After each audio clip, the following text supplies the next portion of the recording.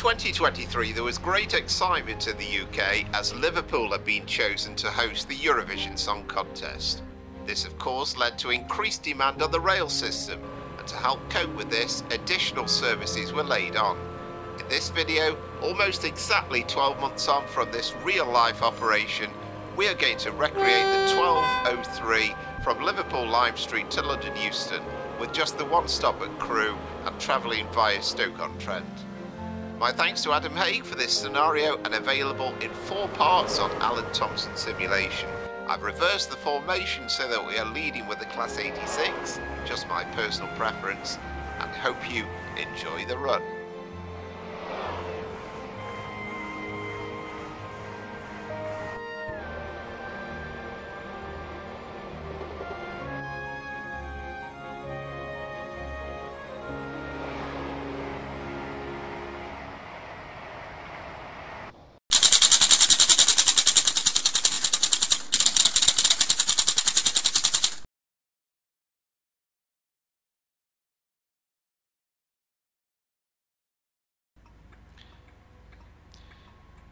So welcome to Liverpool Lime Street, and that's quite a sight, isn't it? The Class 86 101 and those rake of first class carriages with the DVT on the back. So we'll get the train set up.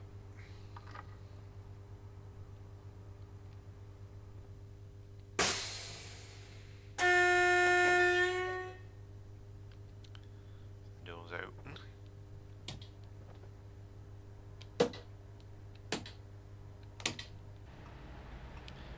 Got that right at the front, I think. Tail lights are now off.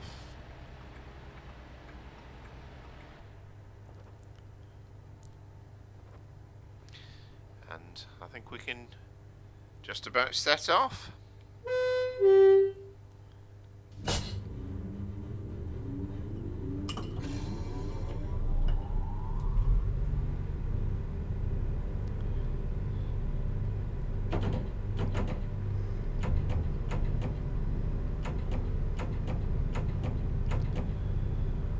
We do have to be very careful with the ammeter, just to make sure it doesn't go into the red area. This was what it was like with the early electrics.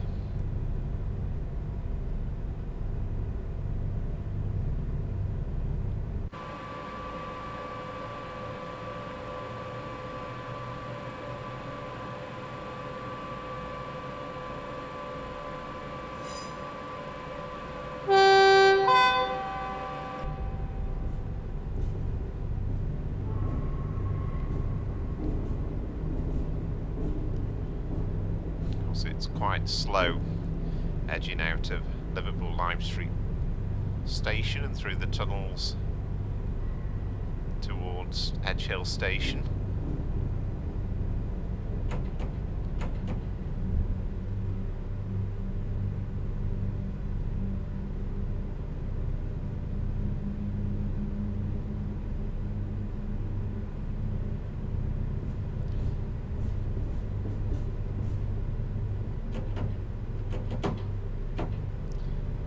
It's fantastic to hear the sounds pretty much of my childhood.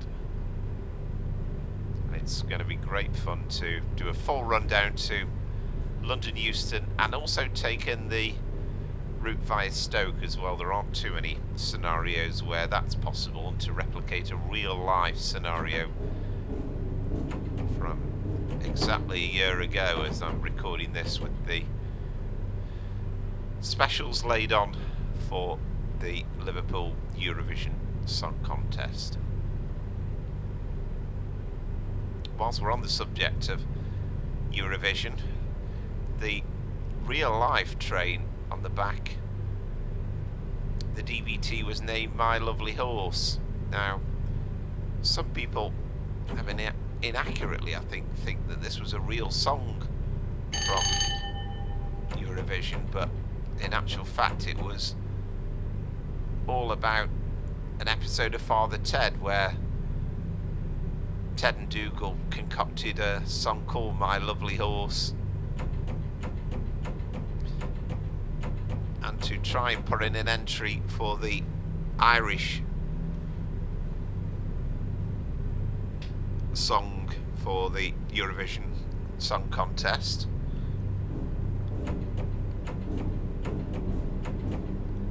And I don't think they called it Eurovision, I think they called it something else. Was it Euro Song, something like that?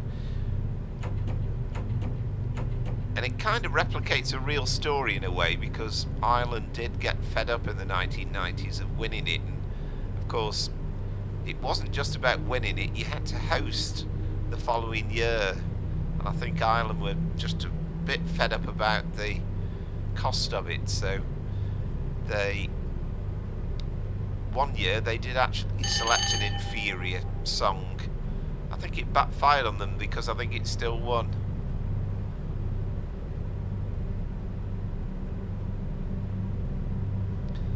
So that is kind of in honour of that, really. Unfortunately, the one on the back on this train doesn't have a name on it. As you can see, there's no names been created.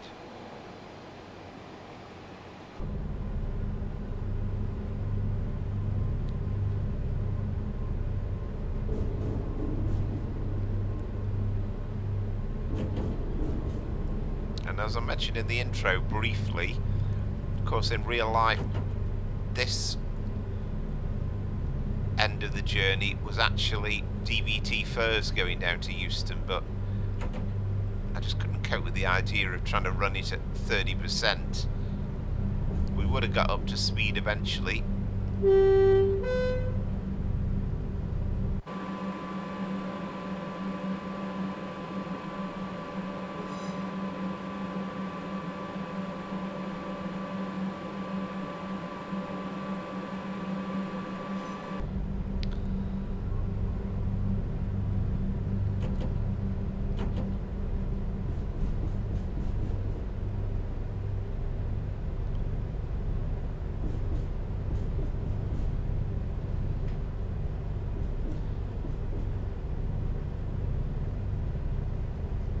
So if we were on the Chat Moss route, we'd carry on straight on and get to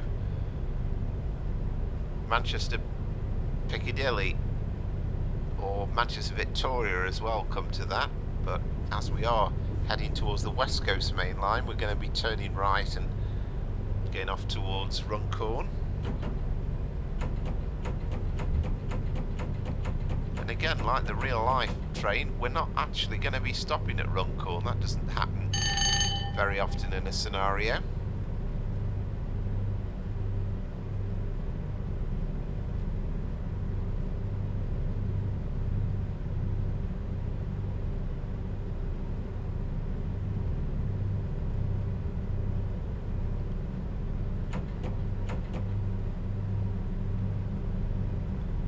And of course the other route that involves this section, as well as the Liverpool to Manchester via Warrington, and we would move away to the left after Liverpool South Parkway.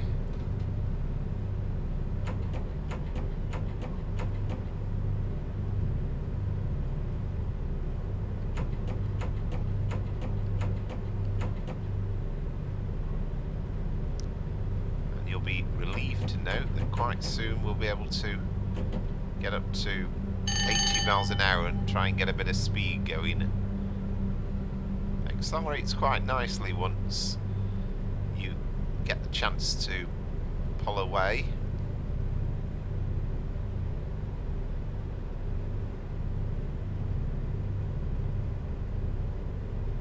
There's the 80 marker, so of course we have to wait until the whole of the train is through that section.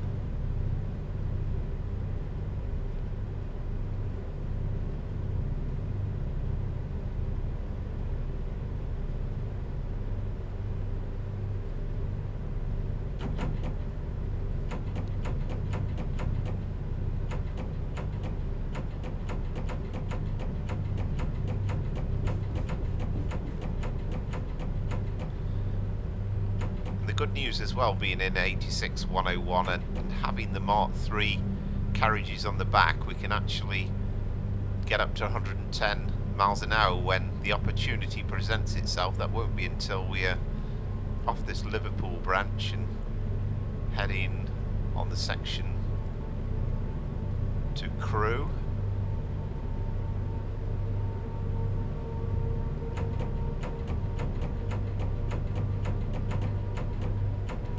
We should be able to put it into pretty much into full power in a minute, because it won't blow the ammeters once we're over about 40, I think, from memory. You have to watch out a little bit because we have got 80 at the moment. We've got a 70 restriction coming up in a moment.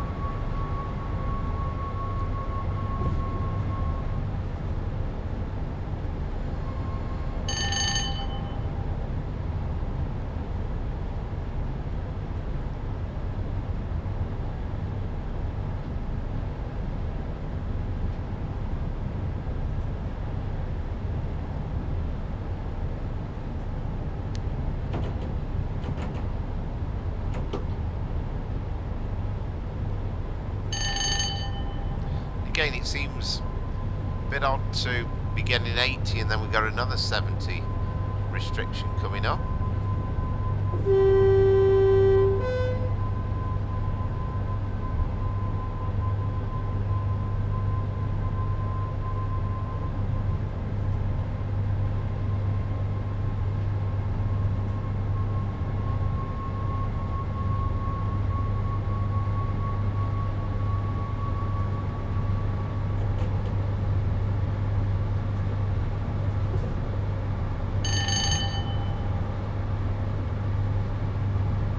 Fantastic that these Class 86s, well, say the 86s, but the fact that there is still this example in locomotive services, limited control, that we can still see them for these special workings. I know they have an 87 as well and a Class 90 in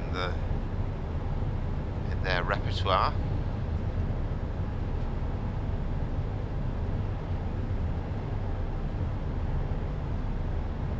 What great service they've provided over the years, these 86s from the 1960s onwards, and still going strong.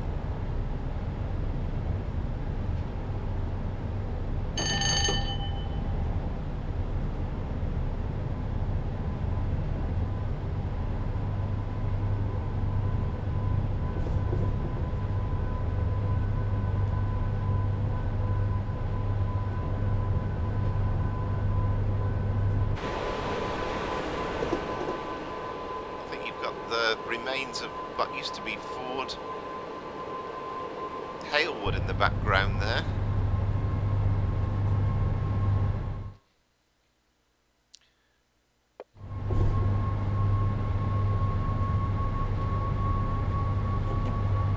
Of course, we used to have the Silcock Express, which operated, not sure if it was daily, but it operated between the two Ford plants. Halewood here in Liverpool and Dagenham in Essex.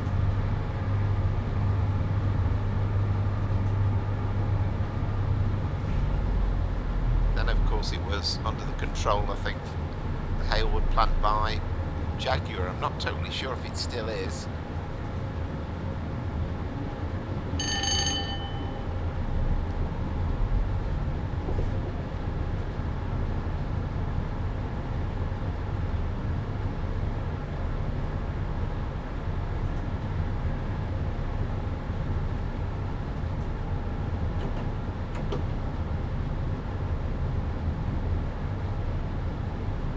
now we're at this speed, I'm not going to worry too much about the notching up because we can put in full power and we needn't worry too much at this stage.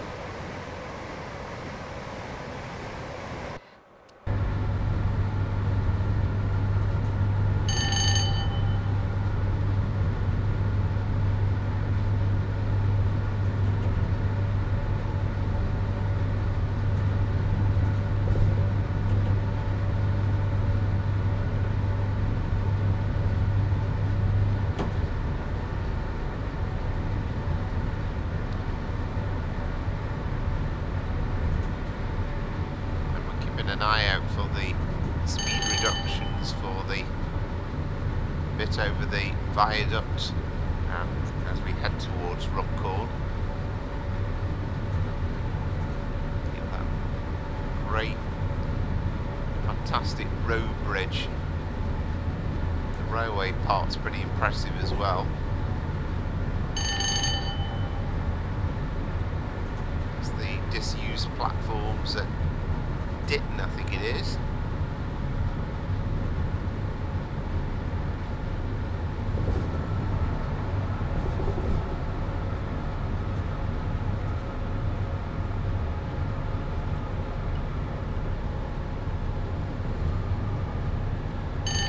Love to hear the sounds of the old brakes as well.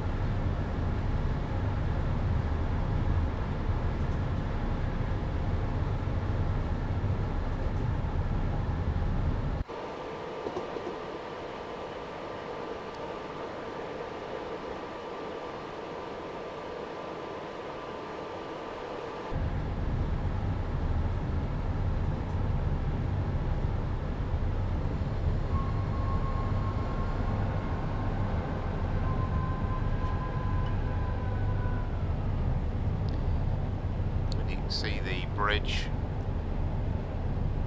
coming into view, the road bridge. I don't think there's any traffic going over it. This was Alan Thomson Simulation's idea of making sure it was pretty frame rate friendly. It was one of their earlier efforts, to be fair, as well.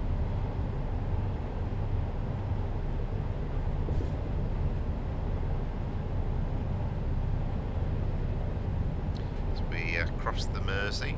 I think it's the Mersey anyway, isn't it? Or is it the Manchester Ship Canal?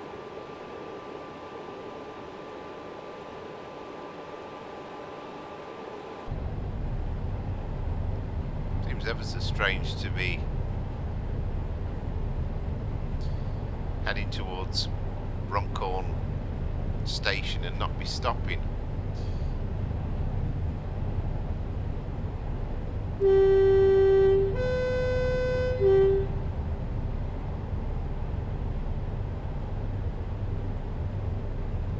Again, I know this was an earlier section really. You'd probably get a custom-made new bridge going over the platforms if this was right up to scratch for ATS.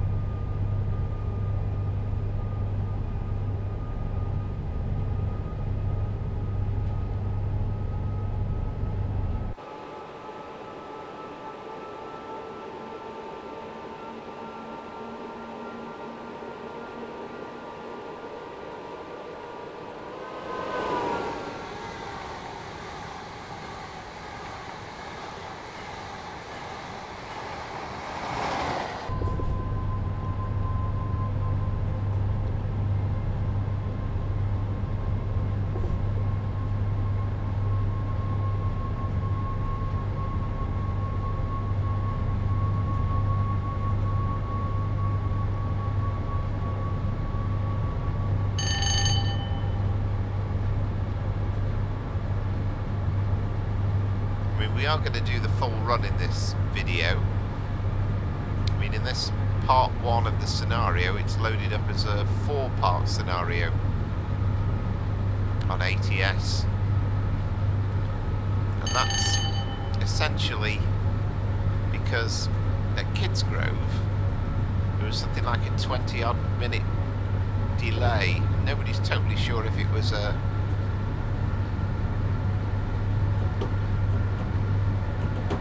issue with the signal, whether it was a pathing thing or whether they were in a neutral section and were briefly stuck. Nobody seems totally sure, but either way we won't be sitting for the full 20 minutes and we'll kind of pretend that didn't happen.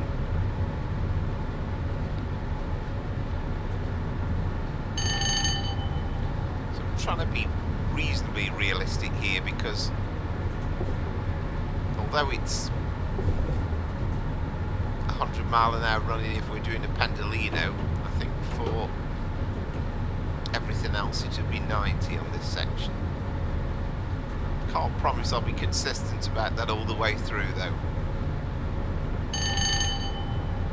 But we are at least able to get up to 110 at times.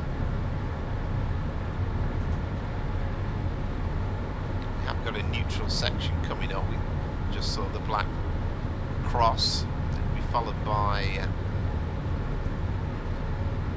white or grey one.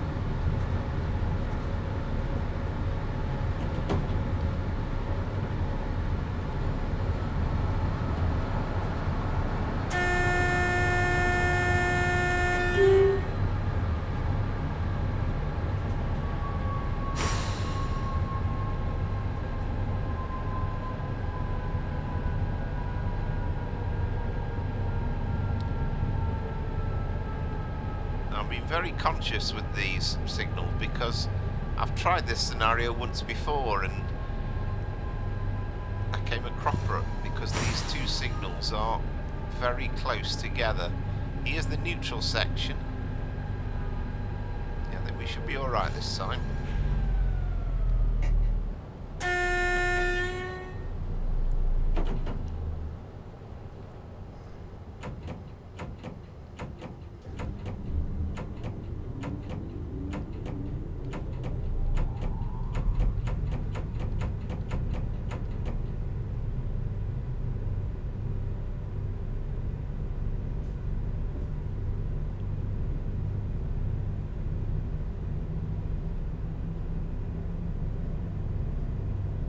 Just hoping we do get a green eventually.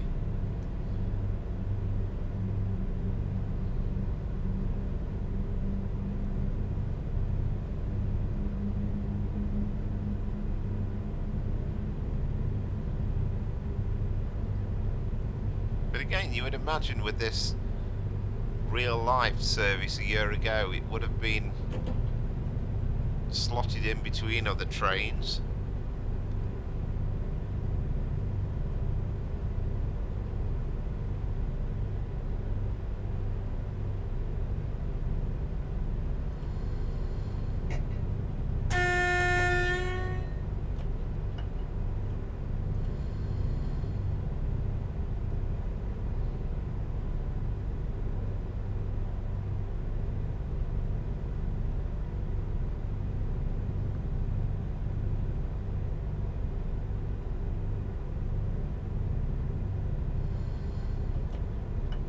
Ask for permission, but it does say denied, so that does imply that we have to wait for a train to come through.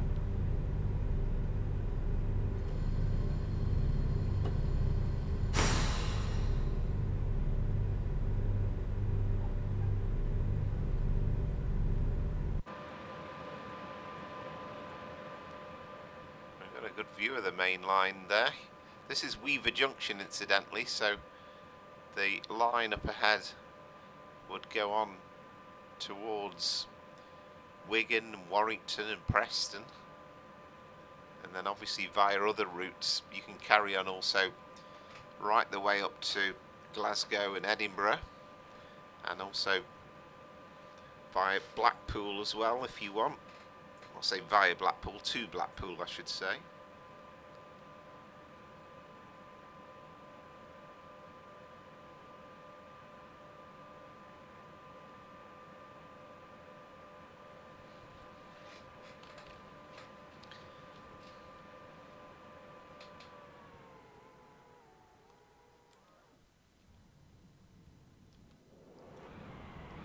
Aha.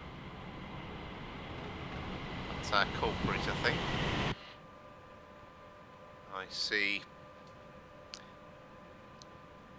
I think it's, at first glance, it looked like an Avanti Voyager.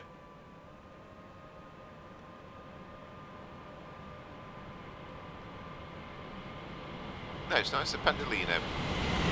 I'm talking rubbish.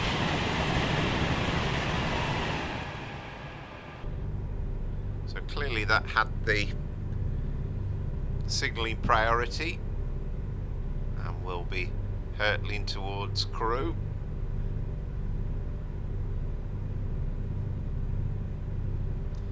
We're still denied, but hopefully we're going to get the road shortly.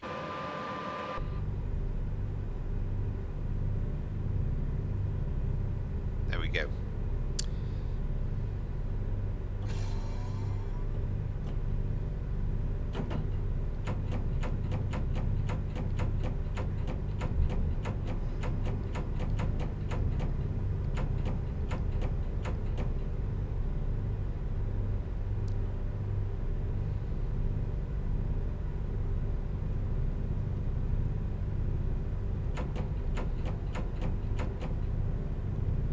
Wasn't until the 87s were released, well, the 90s really, before we had not the need for this notching up, the thruster control. They introduced it on the last of the 87 builds, 87-101 Stevenson. Must have seemed a real luxury for the drivers not have to, quite honestly, faff about with all this notching up. Of course, we do have to be a bit careful here because the last signal was, of course, only single yellow, so we don't know what awaits yet. We could still have another red.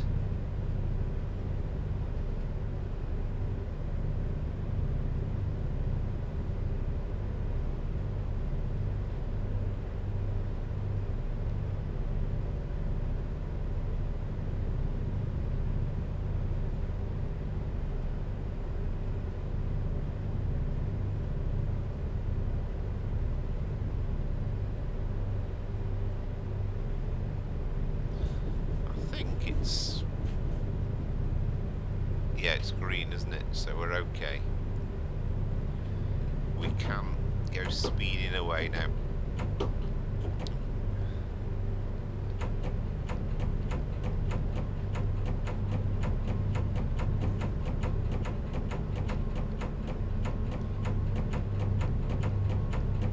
Always thought the Armstrong Powerhouse, the original enhancement pack, or the original sound pack for this 86 was fairly good. But not a patch on this enhancement pack which really makes it sound like the real thing. And also they got rid of this annoying thing about the track joint sound just disappearing. Could do with sorting that on the 90 now. Puts me off driving it.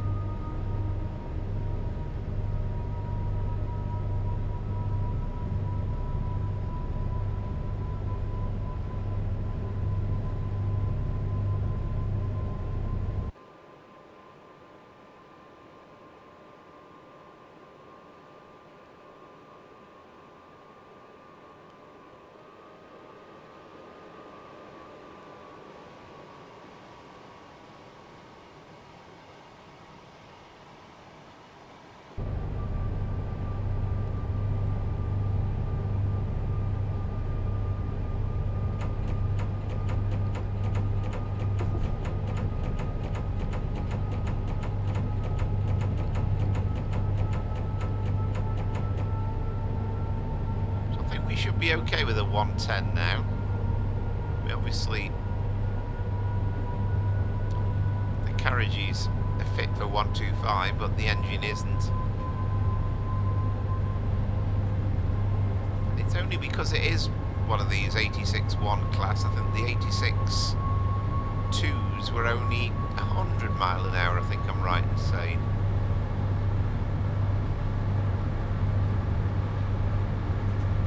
The 87s were okay for 110 as well, and the class 90s.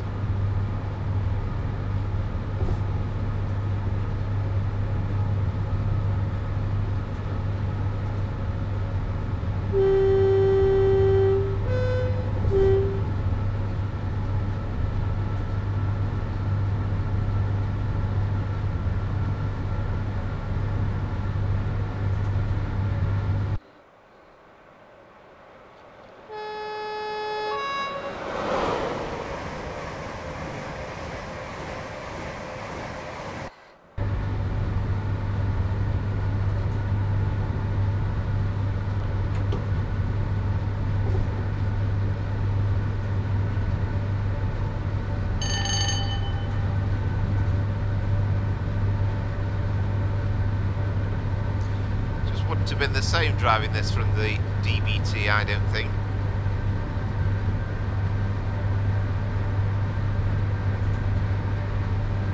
Just occasionally, I think you have to suspend some reality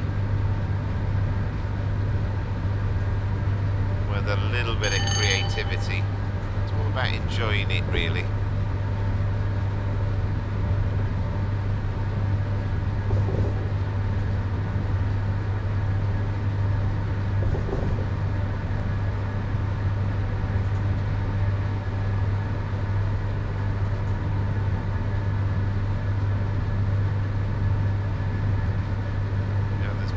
Effort to try and make the catenary really accurate on this section.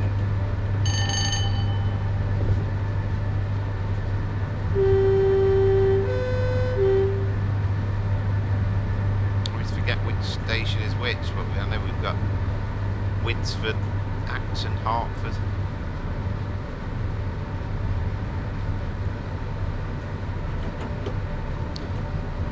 They sometimes see trains stopping on the London North Western services.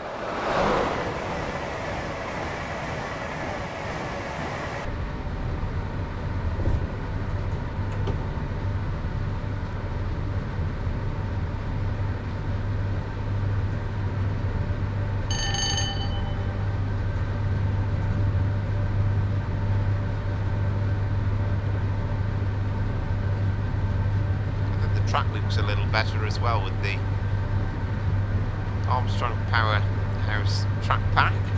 Again, not trying to sell these products, it genuinely makes the train game look better. And then there's the upgraded track texture from ATS, which again I think it makes it look really good personally.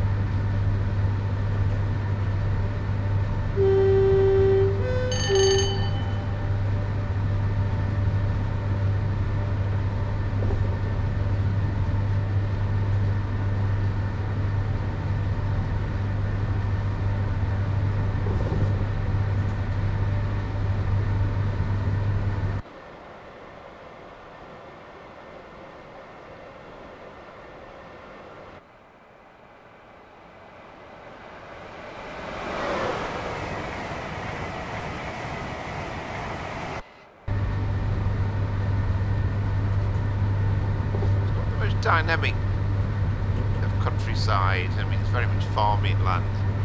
It's part of Cheshire. It's not full of rugged charm, but very much typical English countryside in many ways. And that's essentially similar on the West Coast Main Line as a whole on this route through to London Euston.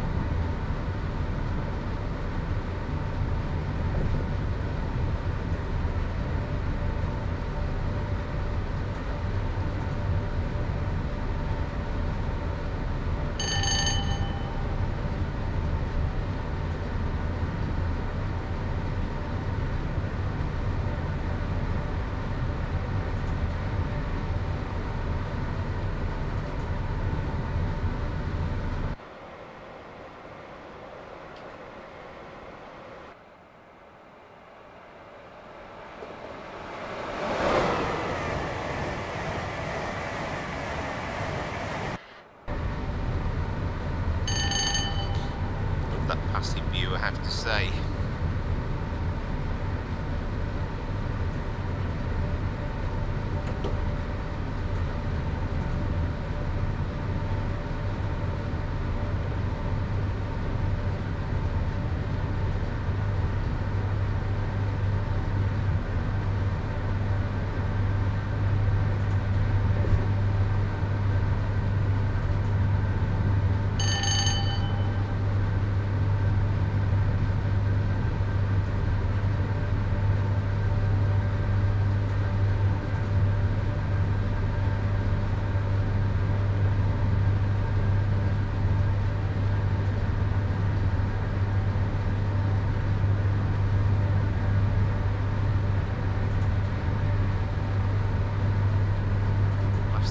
Miles away from Crewe now, so we will see some quite rapid speed limit reduction shortly.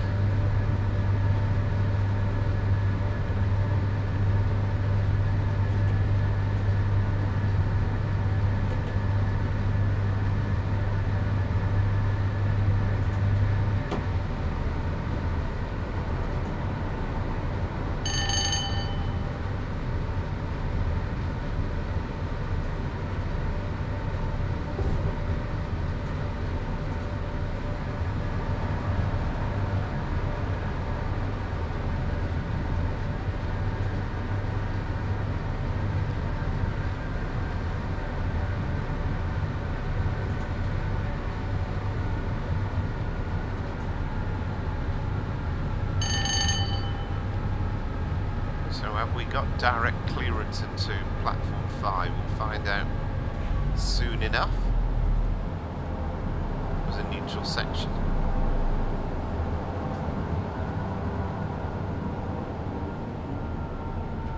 I love how the neutral section's accurately represented, because you can hear the motors completely cut out and then fire back up again.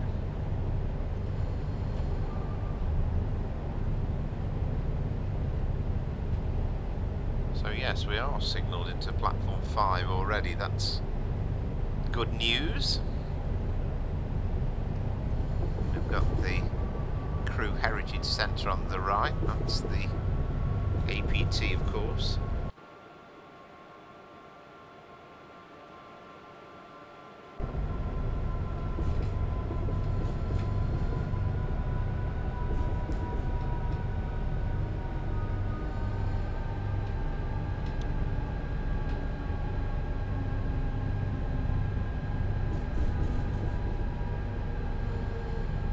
Feel tremendously excited about arriving into Crewe.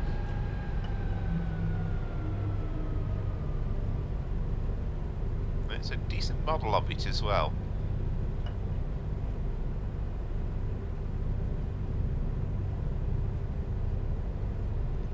That train on the left will be bound for probably to Birmingham New Street via Stoke. I mean, in the present timetable they only seem to be going to Stafford, but a year ago I think they were still going to Birmingham New Street.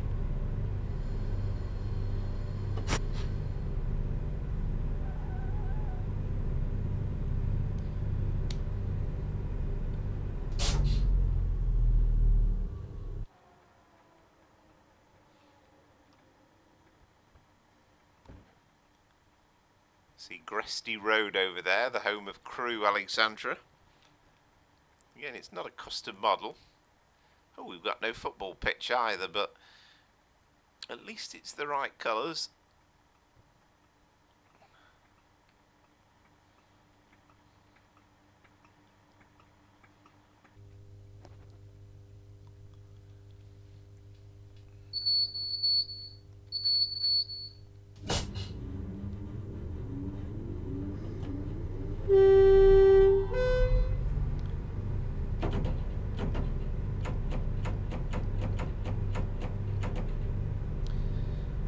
Particularly because we don't have the Manchester Piccadilly to Stoke via Stockport and Macclesfield. It was just nice that this scenario does take in the Stoke branch to enable you to do a full Liverpool Lime Street to Euston via Stoke, and of course that doesn't happen in the daily timetable. Essentially all Liverpool Lime Street trains would go straight down the main line, go through Whitmore and Stableford, Norton Bridge onto Stafford. None of those places with stations nowadays, of course.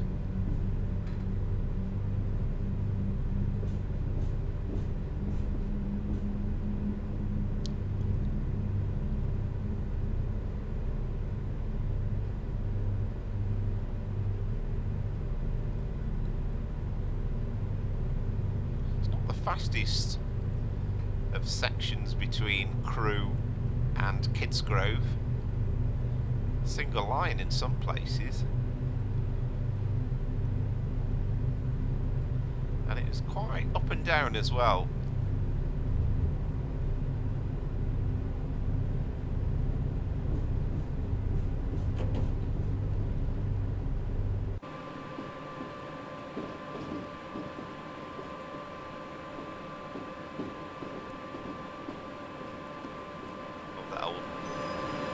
Swallow livery.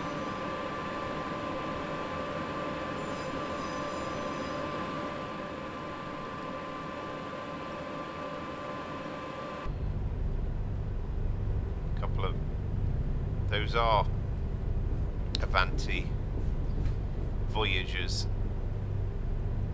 parked in the shed.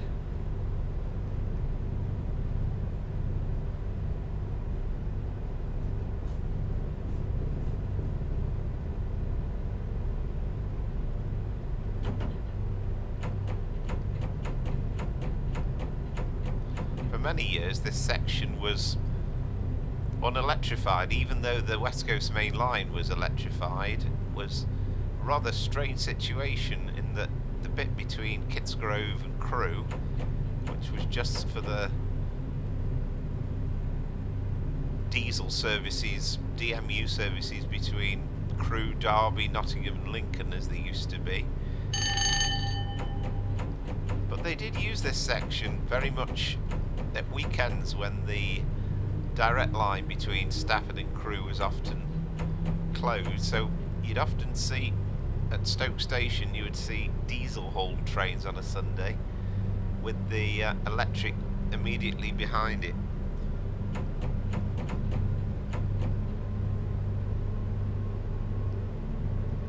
It made a great deal of sense to electrify this section, and now it's used quite regularly.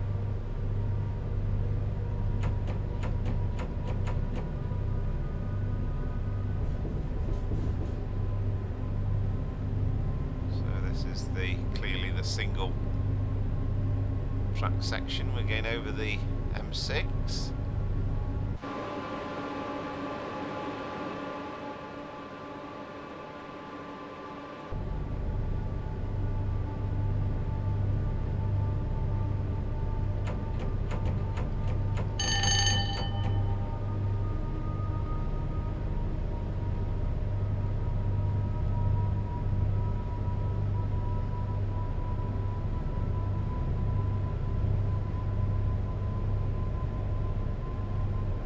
The first time I've ridden on this section as well since the vegetation pack has come out from Armstrong Powerhouse, so just again I suspect just adds a little bit of depth to it. It makes it look just a bit better.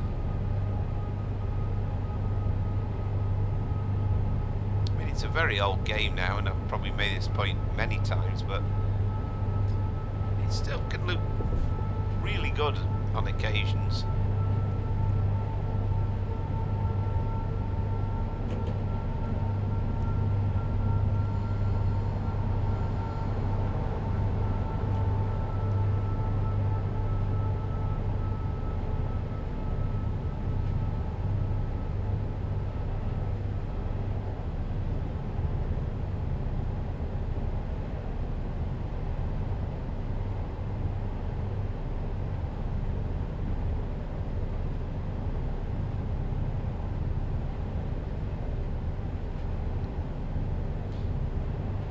And all the routes that are available on Train Sim Classic and Train Sim World, if there's one I would absolutely love to see, it would be Manchester Piccadilly to Stoke and hopefully to Stafford as well, because there is so much variety and interest, and I'm biased because it's kind of my hometown.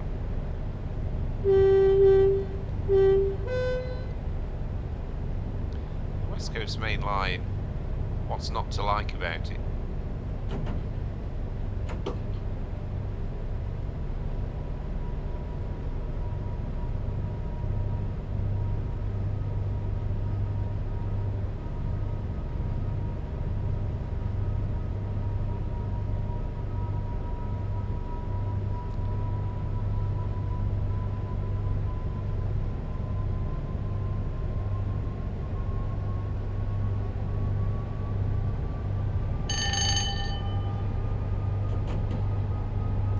When they do these diversionary runs, and it's quite often still used at weekends, it is kind of complicated, the fact that we have this single track section. I can't really see them ever putting it back to double track. It would make life a lot easier.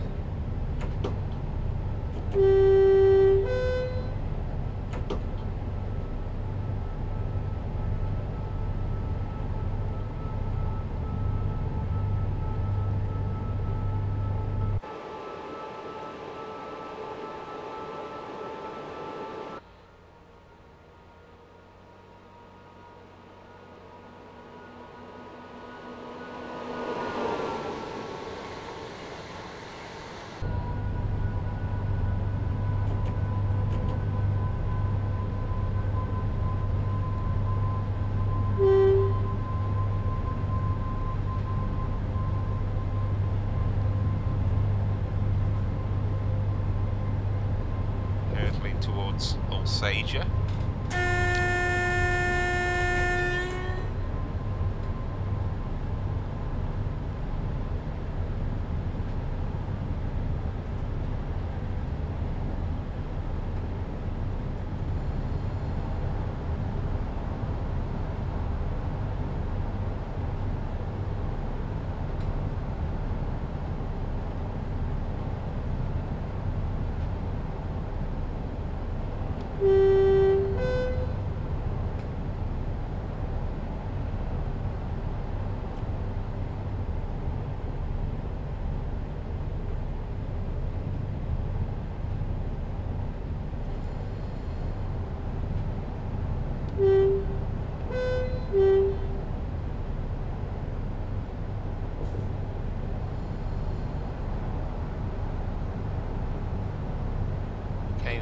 One of those situations where the signal after's pretty close, it has to be said, just a bit beyond the station, so we don't want to be hurtling through Alsager, that's for sure.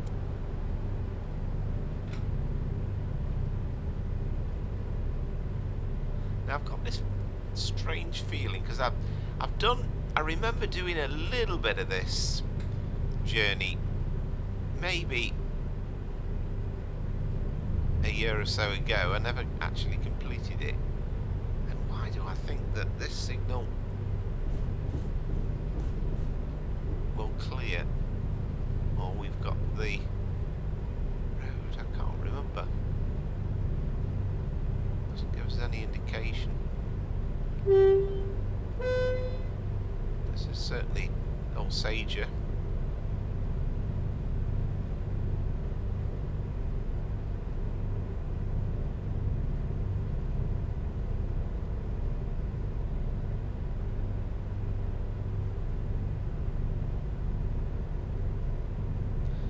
You see, it's one of those platforms where really it was built many years ago for longer trains but haven't been used, and it's all kind of fenced off now.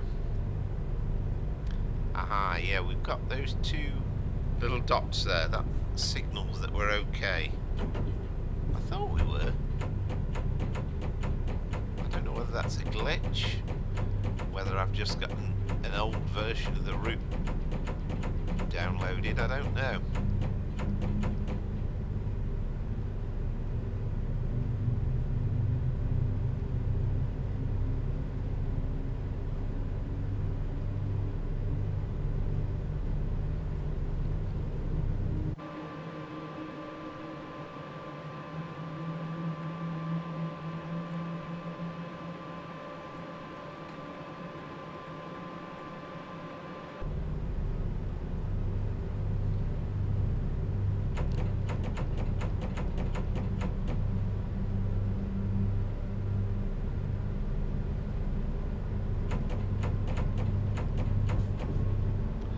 I know that these extra services, often the pathing was quite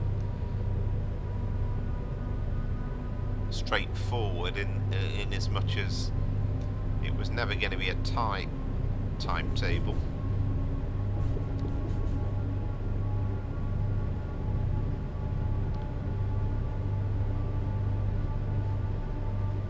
And we're going to shortly take in the Trent and Mersey Canal, which will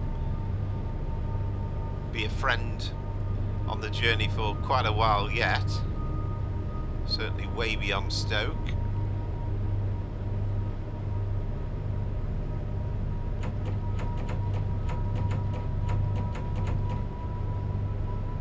I think this is the aforementioned neutral section coming up. There was a suggestion, well, did it get stuck in the neutral section?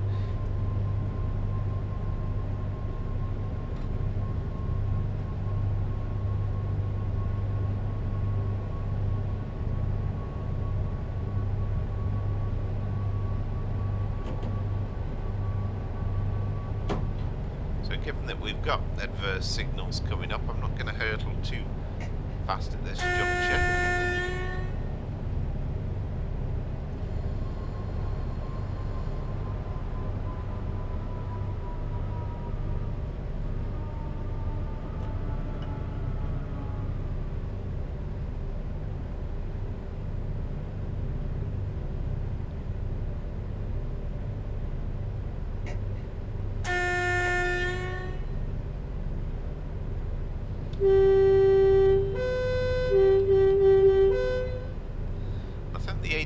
Ramp that time was that advance warning of the 15 mile an hour through Kidsgrove Station.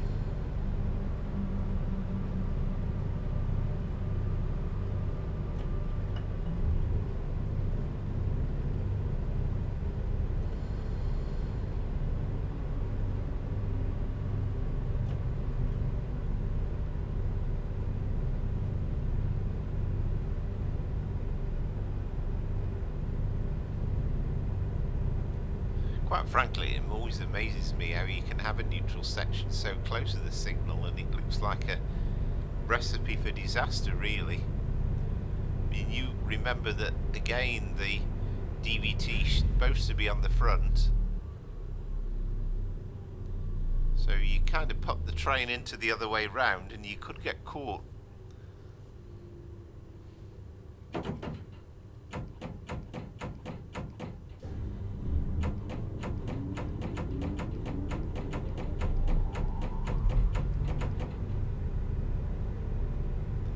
if anybody knows the true answer, because I've read a forum about it a little bit in preparation. Nobody seemed to completely know. Then I'd be interested to hear.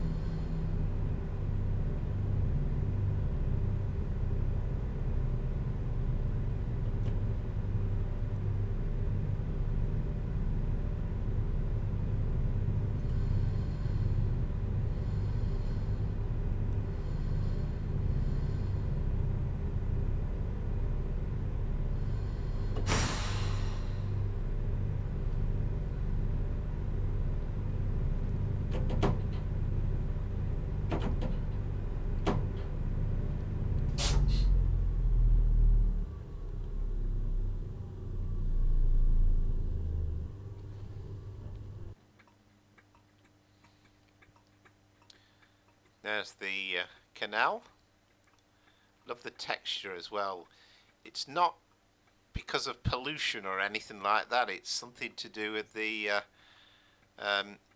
stuff that's in the earth, and it does give you that lovely, well, say lovely, it's like a copper Colleen brown colour. I used to think it was just sheer amount of dirt, but apparently not. It's all to do with the soil around here.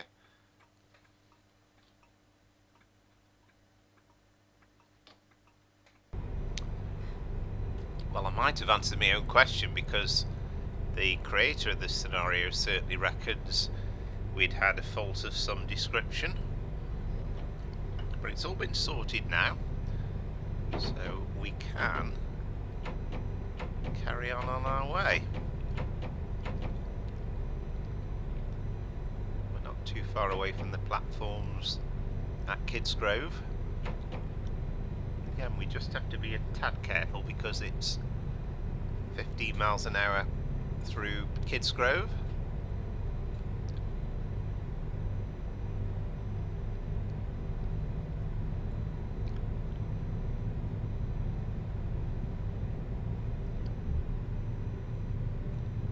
And we are going to carry on this section at least as far as Colwich.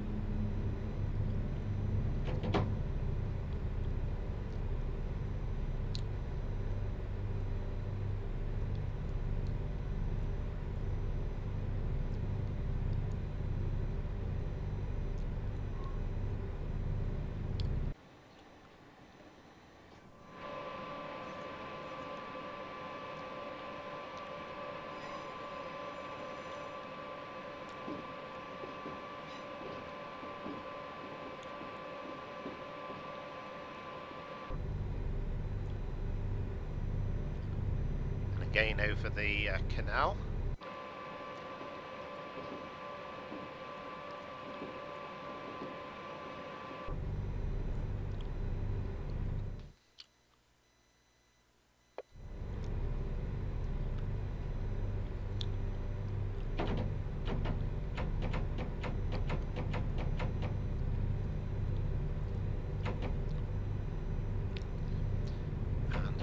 Pendolino's bound for Manchester Piccadilly.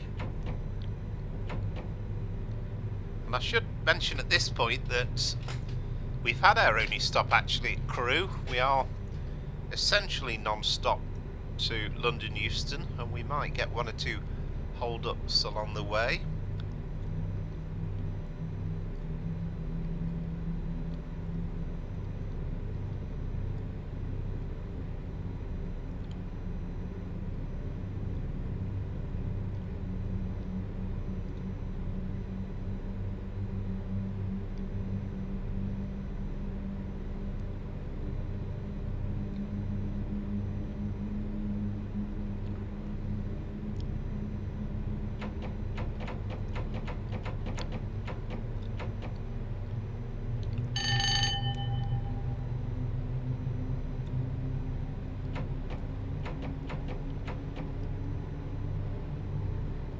This is Hare Castle Tunnel coming up.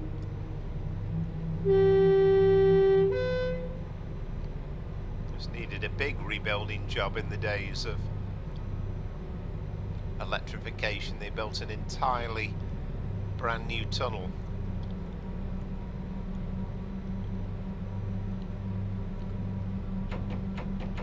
I think when you see the photos, I think the evidence of the old tunnel, or at least was there more than one tunnel, I'm not totally sure.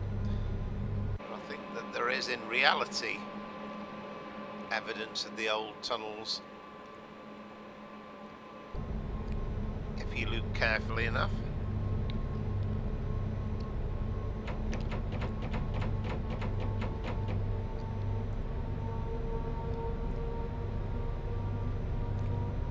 And again, I don't really know why the train a year ago went through this section at all. It seems an unnatural choice, but again it might have been for pathing issues.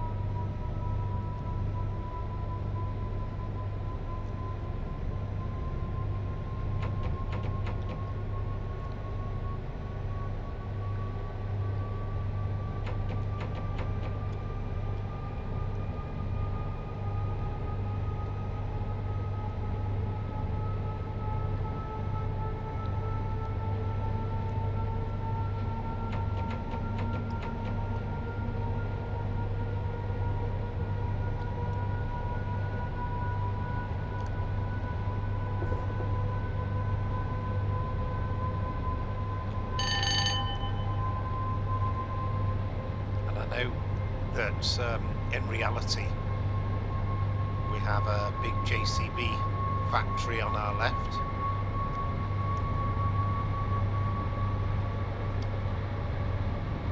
Here just outside Kidsgrove.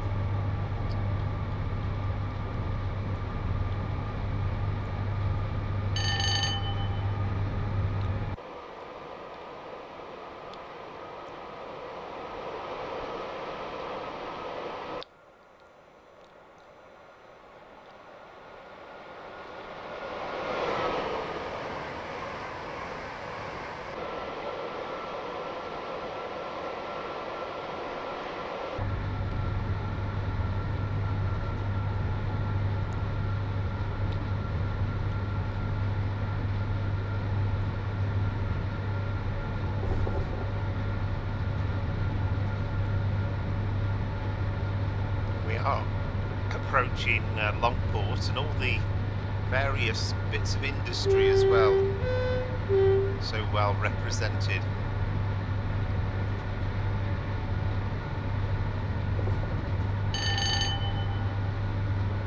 And we're now alongside the A500 dual carriageway.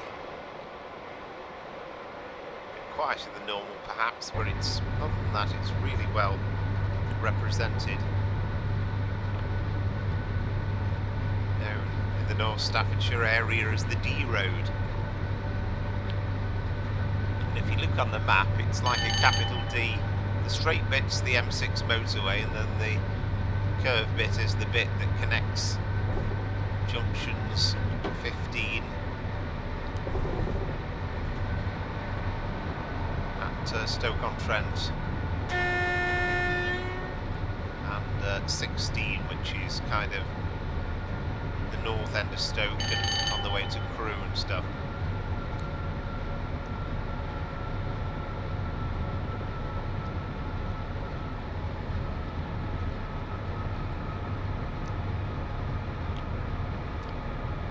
We've just come through what used to be a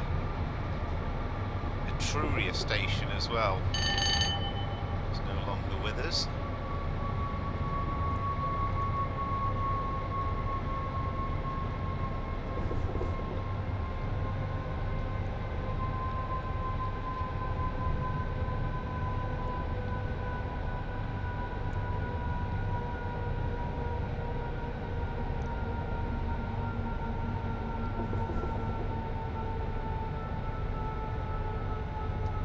Now approaching Stoke-on-Trent railway station itself.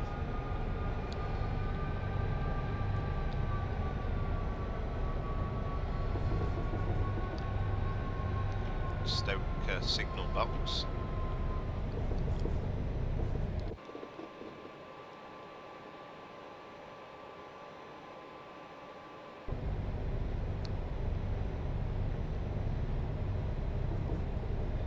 Stoke Station, very well modelled, has to be said.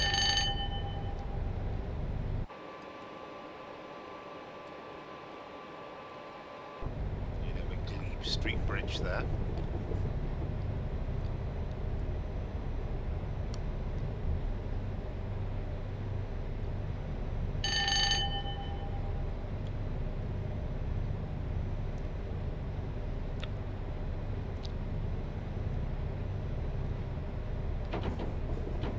And then you've got the line going off to Derby, branching away to our left. That's via Longton Blythe Bridge, you taxi to Topbury and Hatton, then on to Derby.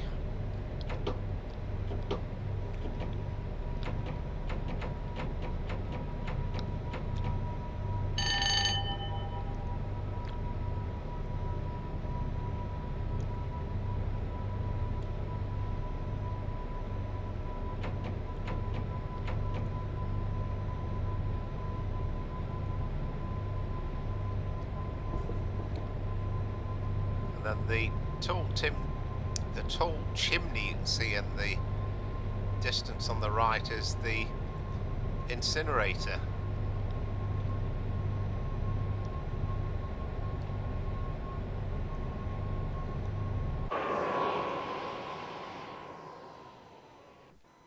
There it is, that's the incinerator, and then you've got the A500 connecting with the A50, and then if you look up over there, it's basically the Britannia, well, call it the Britannia Stadium, the Bet365 Stadium, the home of Stoke City, excuse me, apologies, Stoke City Football Club. And that bridge that we're going over there takes you right up to the football ground.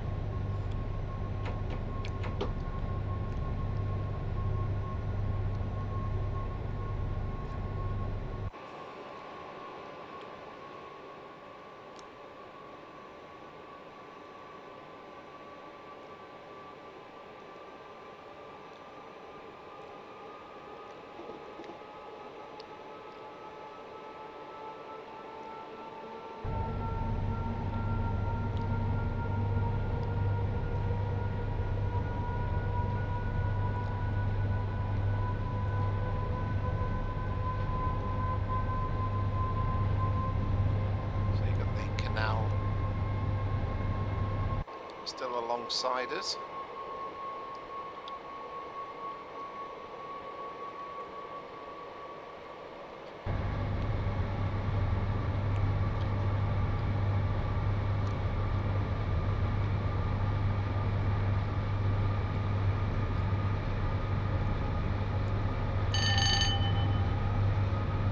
Now we're about to sorry, excuse me, we're about to pass under the Trentham-Longton Road, and there was Trentham Station there at one time.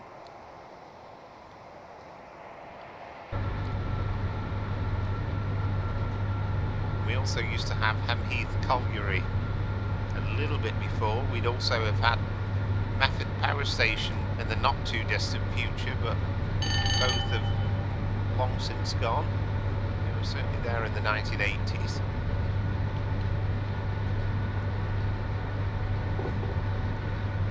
Now this is Wedgwood. Wedgwood Pottery Factory, still very much there. Now Wedgwood Station, which is actually closed, apart from Stone, the stations between Stoke and Stafford are no longer in operation. This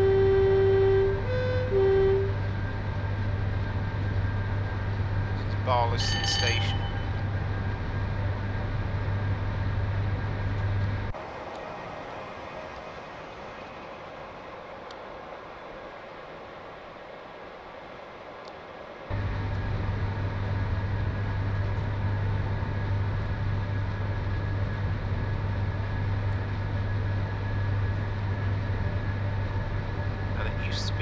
Round about here that you would catch views of Method Power Station. And one Sunday it was in the 80s, or no, it would have been the 90s.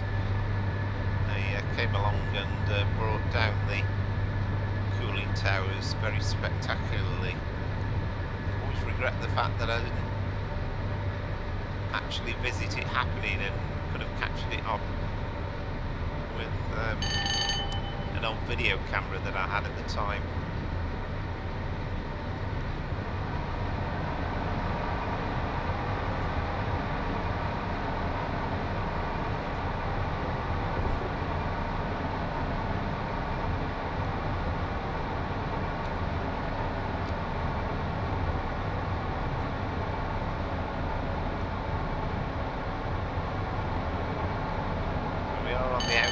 To Stone now. This is Stone Station. And if we were going to Birmingham New Street, we'd be wandering away to the right, and that's the platforms there at Stone. But we are taking the faster route, which diverts and avoids Stafford essentially.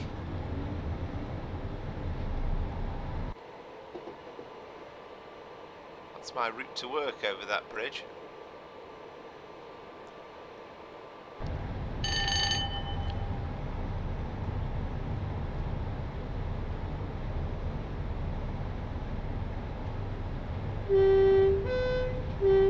Whole sequence of level crossings around here as well.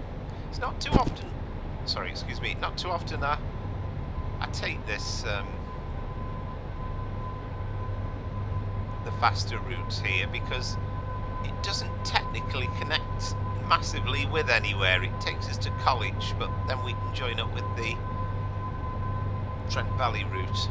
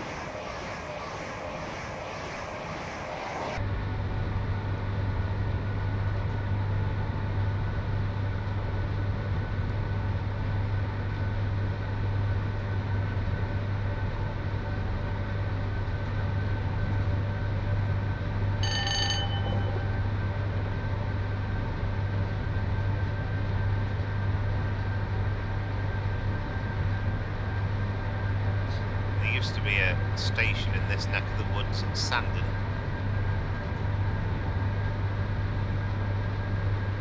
Again, absolutely no stations nowadays between Stone and Colwich.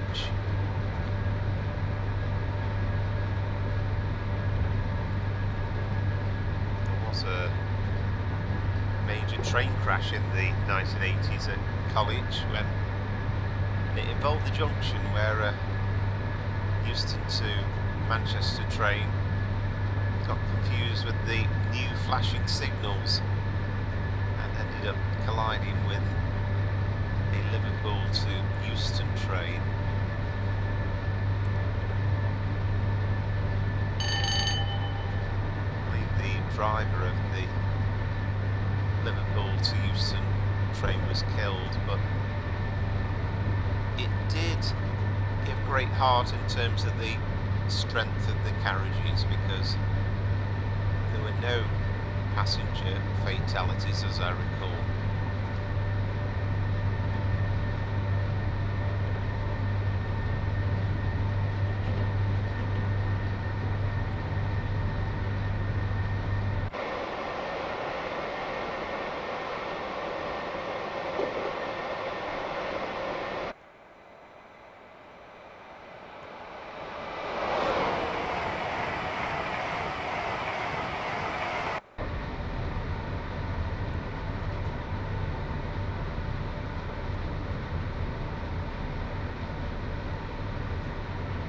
This particular part of the route very much used by the Manchester to Euston trains.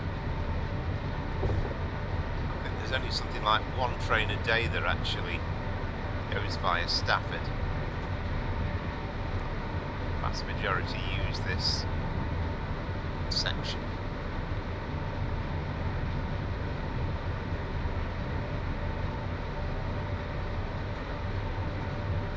Some of the Manchester Euston that go via Wilmslow and then Crewe would actually perhaps go through Stafford, but certainly the Euston Manchesters that go via Stoke would use this part of the line.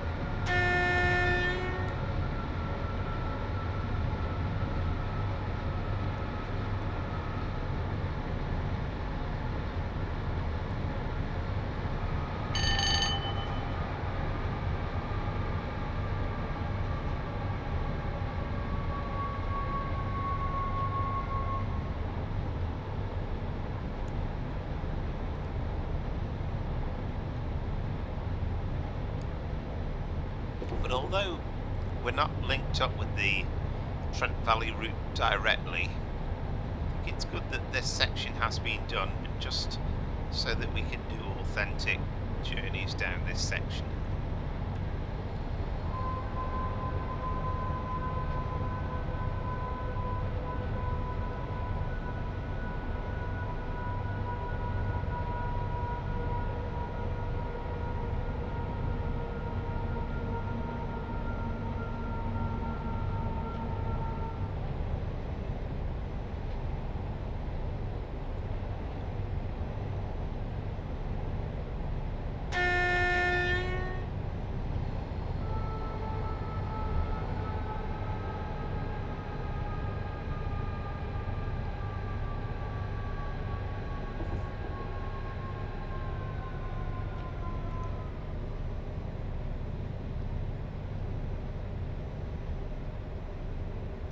And I have a suspicion that it's not massively unrealistic to be delayed here as well, waiting for clearance onto the main Trent Valley line.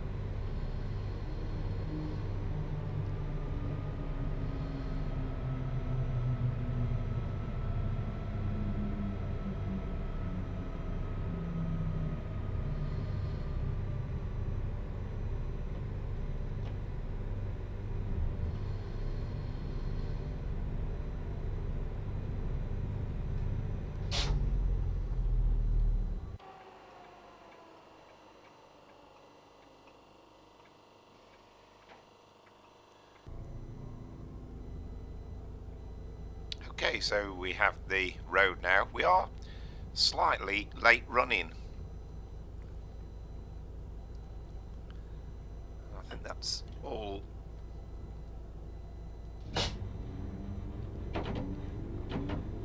owing to the delay at Kidsgrove.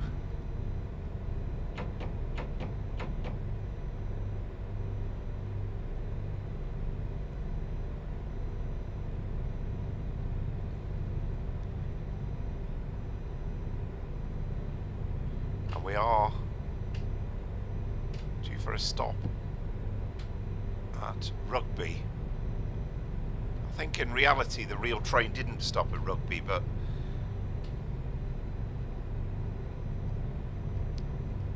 again, it's just the fact that this particular add-on, this Trent Valley route, only goes as far as Rugby.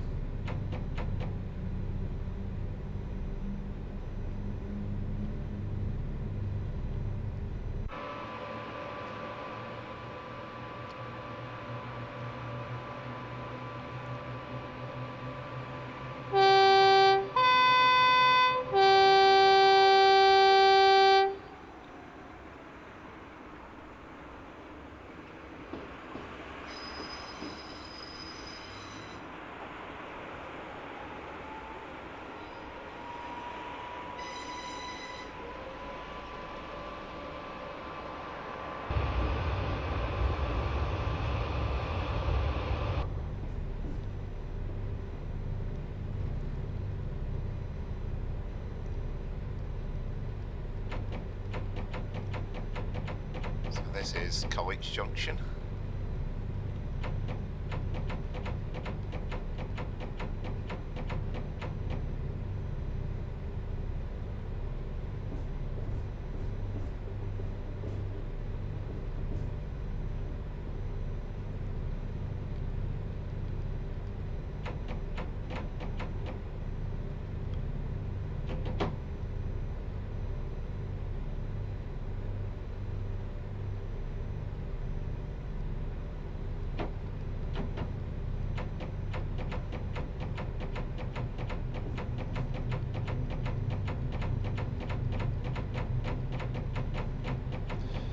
Really, this first bit as you're notching up that takes a bit of time.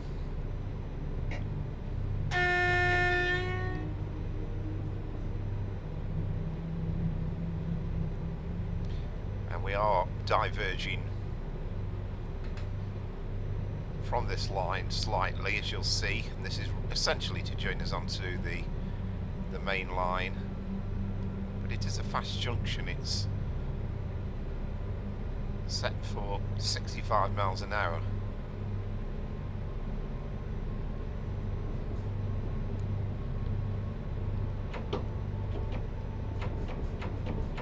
And again, we just have to be a little bit careful because we had got a single yellow, so we don't want to power away too fast.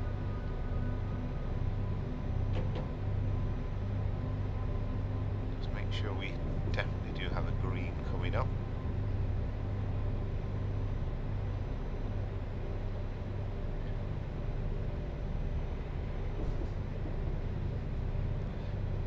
I think this section of the route's a little bit underrated.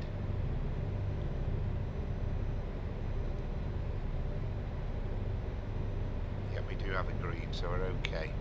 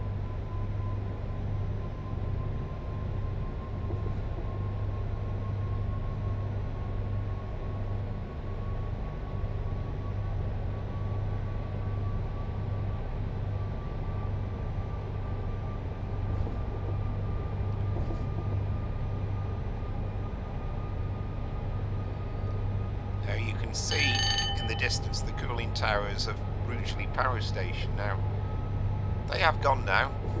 I think it was in the last couple of years, I would say. It'd be pretty easy to actually delete them from the game. It wouldn't take more than 5 minutes really, but I don't know. I quite like to see them in there, even though it's no longer there in real life. And of course, with these add-ons, it's perfectly possible to recreate various eras, so there obviously were times when it was appropriate.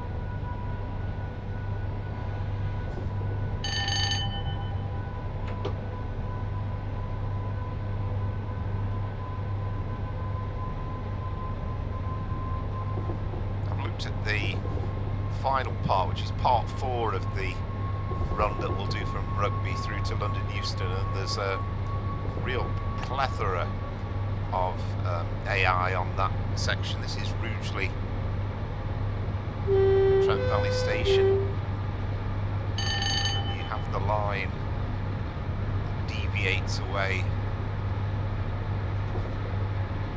go through to Birmingham New Street.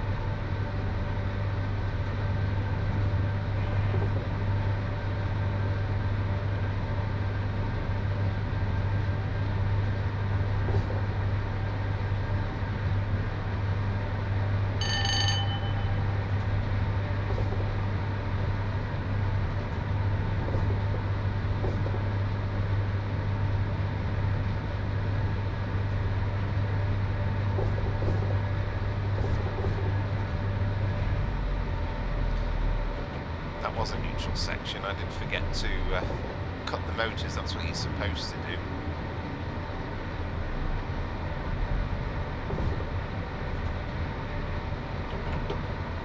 I know when this first came out, this Rugby to Stafford add-on, we were blown away by the detail of the catenary, and it just felt very, very nice.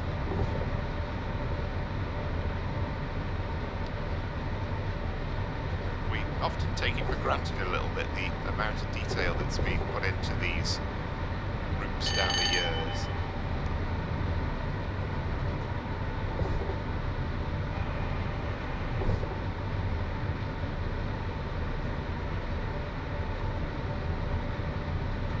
Yeah, I think what I've done there is, because I've not cut the motors, you need to make sure it kind of powers down to the minimal position.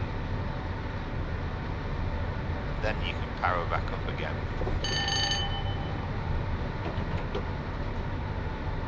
See, we're getting power now from the motors.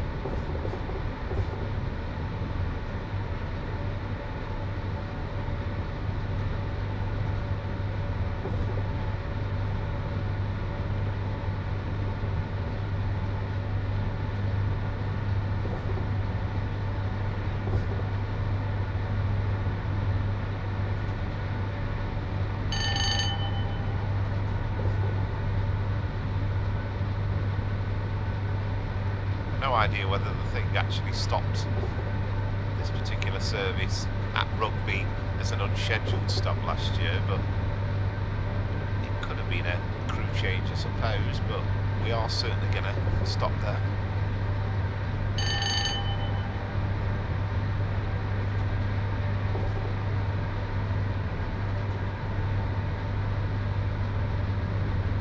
Change the weather slightly from being overcast to fair cloud.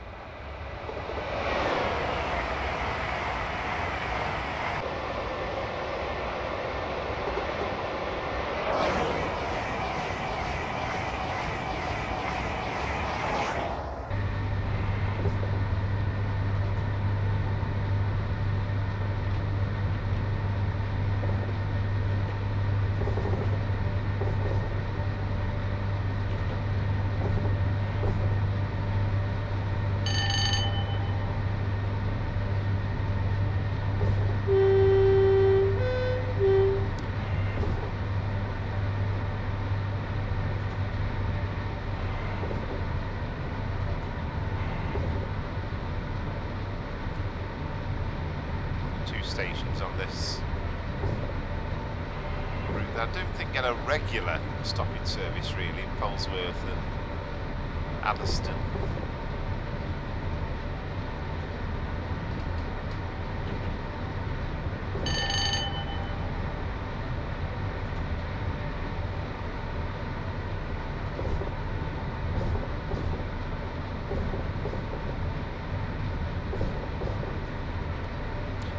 Nice video which is now on YouTube of the whole of the London Euston to Liverpool live stream run, and the picture quality isn't great because it was recorded back in analog VHS days, but it's a different era. It's a Class 86 in the 1980s,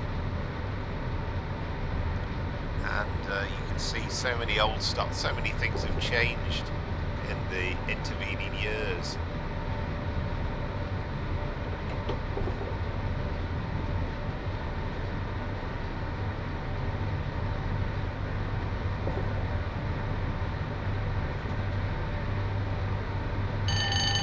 Through Staffordshire onto Warwickshire, of course, ultimately with Rugby. I don't know exactly where the border is.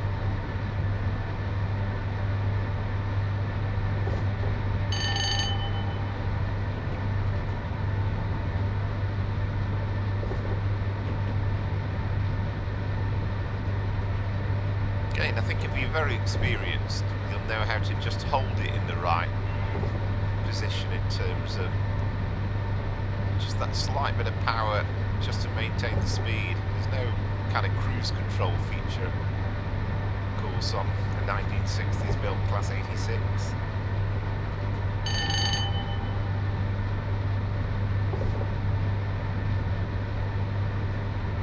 Got another neutral section coming up. I saw the warning that time.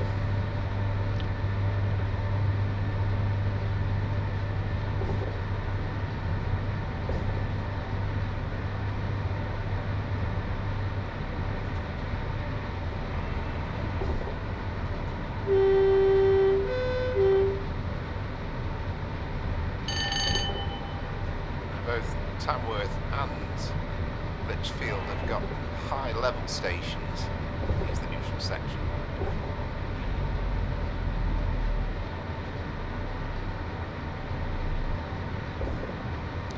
Motors powering back up, and also that little display there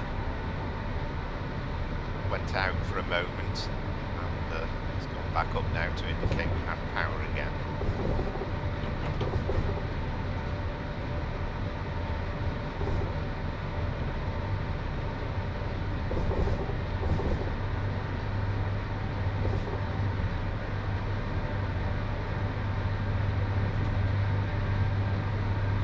Station has got a cross-city line as well overhead, which takes you through to Birmingham New Street, and we do of course have that route available on Train Sim World with the Class 323.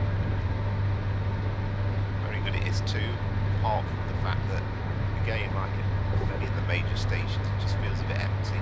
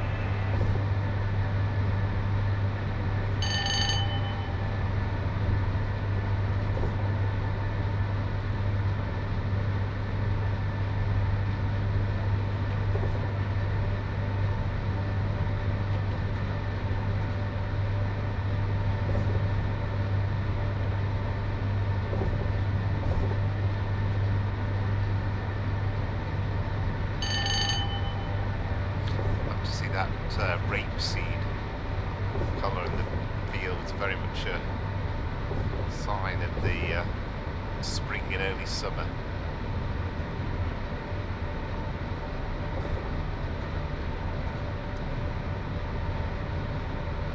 And when you're travelling about the English countryside in May and June, it's a lovely place to see all the lush, bright colours. Also, we have a hot summer. Once you get through to July and August, it starts rather browning out a little bit. Slow there with a 100 mile an hour speed restriction.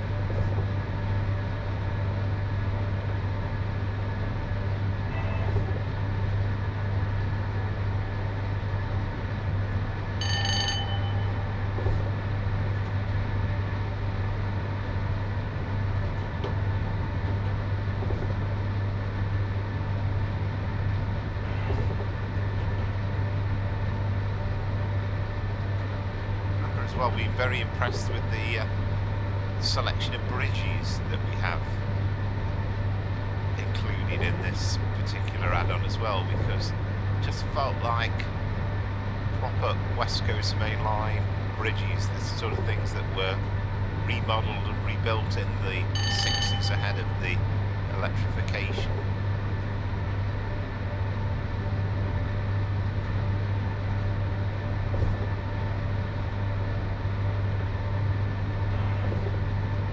That's part of the issue and why it costs so much. It's not just putting the electric wires up, but there'd be many places where the bridges were clearly high enough for the trains to pass through normally, but not with the extra clearance needed for... This is a good example there of a specially done bridge. And here we have Nuneaton.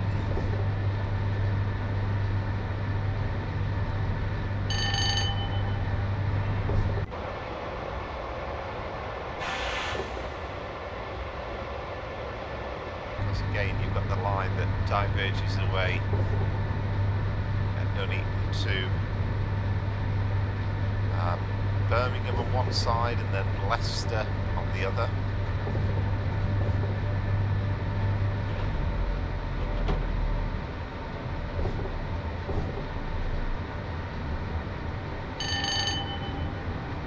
Feels as though those neutral sections come up so regularly.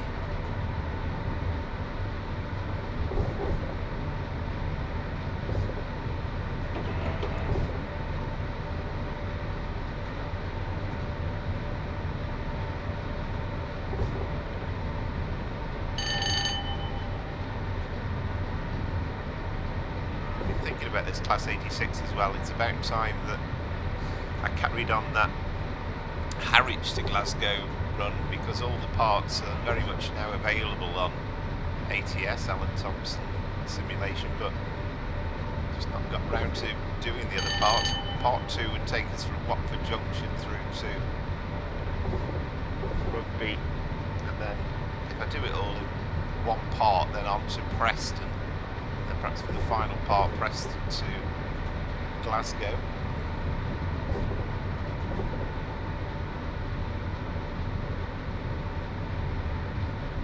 Again, waiting for the motors to get back down to the minimum. That's this thing here. Then once you've done that, you can actually apply power in the ANC straight away. It's making a difference, and then the ammeter bar starts to increase.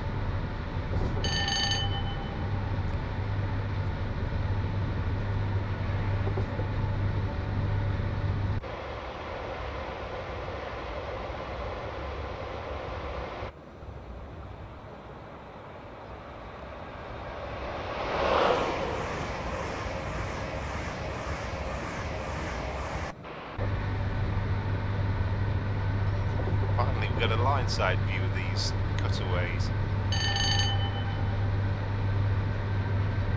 Never quite tell, can't really control it, it's just random.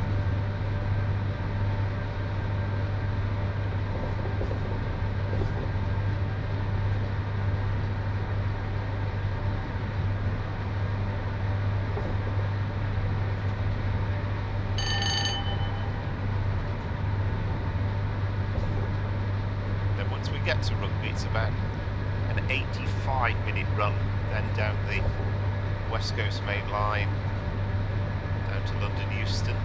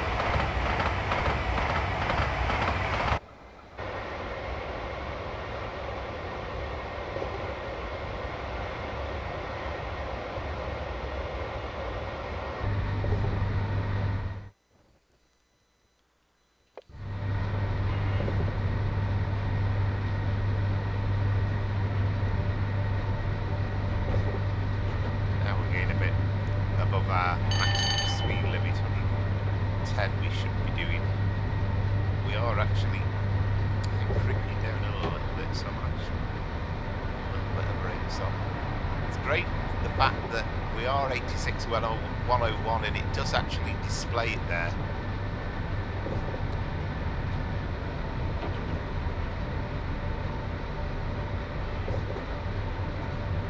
And it's quite easy to change the number that you're in on this Armstrong Powerhouse pack in the scenario.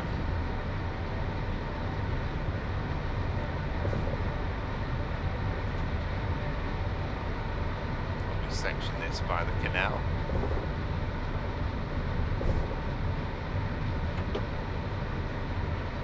Sorry.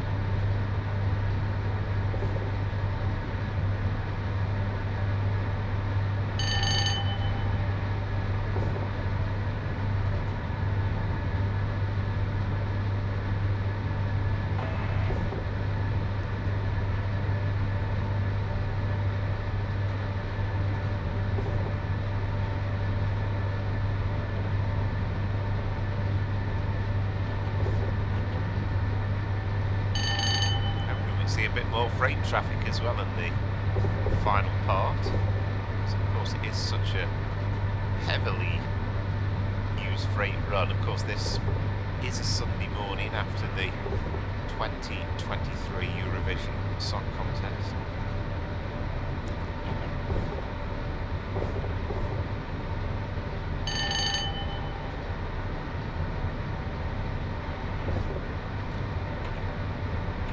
With this rate, they did a service, Locomotive Services Limited, easy for me to say. They called it the Friday Charter. It was was it 1742 from London Euston, and that ran for a few months. There was talk about it being extended, but it didn't quite work out, and never quite got the chance to have a run at it. I think sadly it wasn't all that popular, unfortunately. Should have been. It just wasn't advertised maybe well enough, who knows.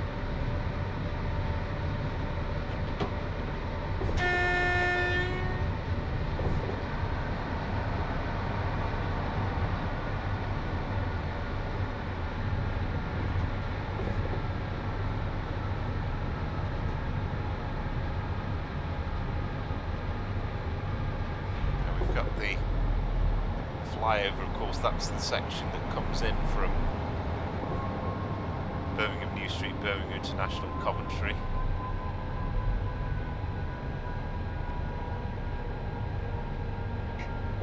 That's the last signal before the platforms.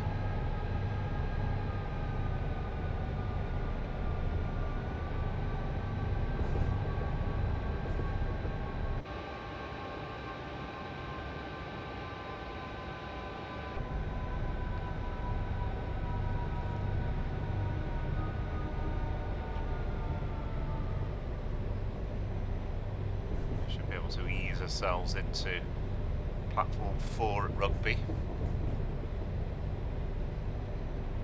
And again, if you look at that 1980s video, you'll notice just what a different station Rugby was back in those days.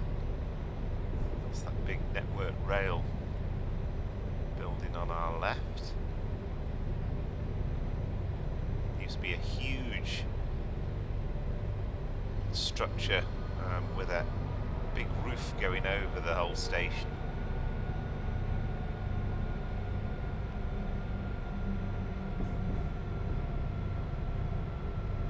All swept away in the West Coast Main Line modernisation plan.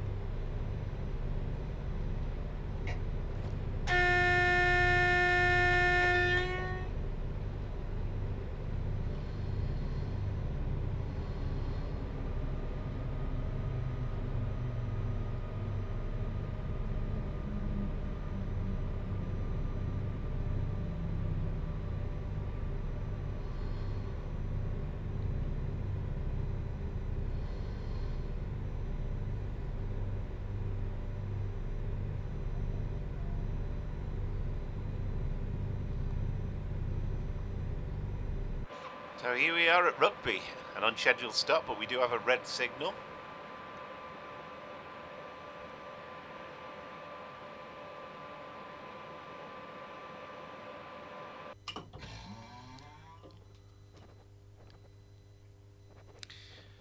Okay, well, the signal's green, so we should be able to continue our journey.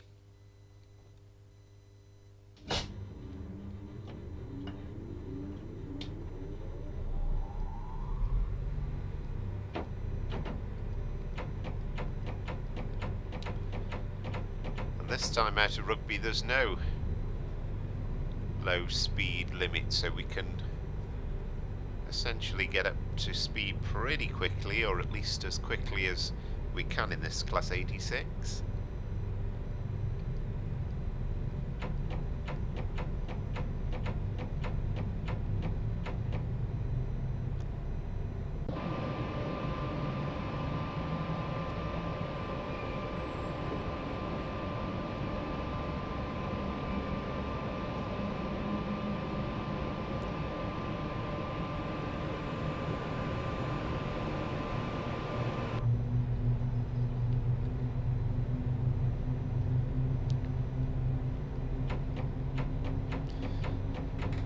Now, this is replicating the real-life run of this Eurovision service. It's like an extra service, really, that was put on 12 months ago. And I should mention, you know, this 4-part scenario has been created by Adam Haigh, and a great job of it he's done too. And I think there's going to be more interest on this final bit of the run to London Euston. It's not going to be that straightforward because the up and down slow lines are closed between Bletchley and North Kenton, and then the up and down fast lines are closed between Wembley and Camden, so I think you can expect to see quite a bit of congestion. I don't think we're going to get a completely clear run, that's for certain.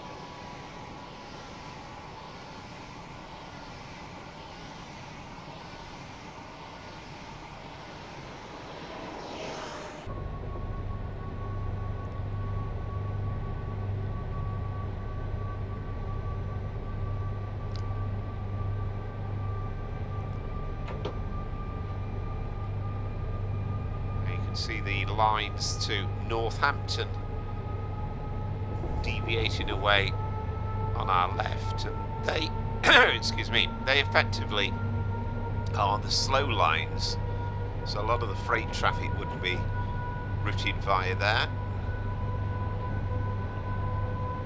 Of course, some of the stopping trains on London North Western would certainly go that way.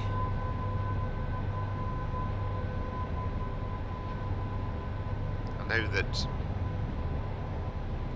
there is going to be a release of the Northampton loop on ATS fairly soon. Alan Thomson Simulation, there's been previews of that in recent weeks.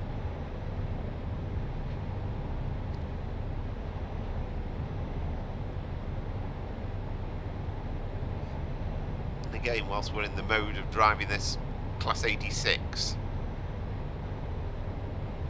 neutral section, I'd quite like to see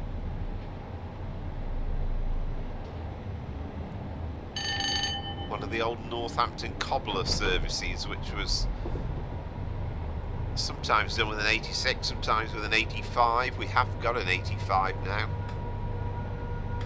and they would run with Mark 1 stock on the commuter services to Northampton. Cobbler trains, they were called. Of course, Northampton's nickname is the Cobblers. It was a great shoemaking town in years gone by.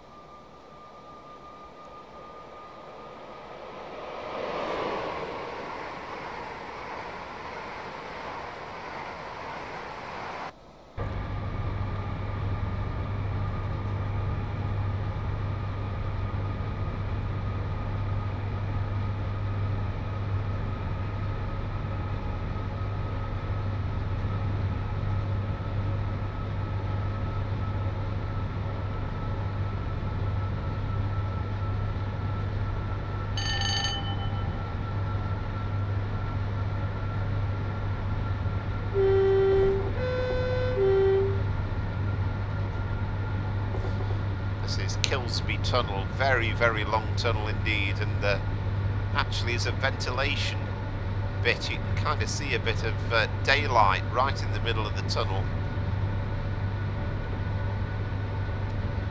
and again you find plenty of YouTube videos where you'll see what it's like above ground at that point. There's certainly, this was a big challenge in terms of building the West Coast Main Line.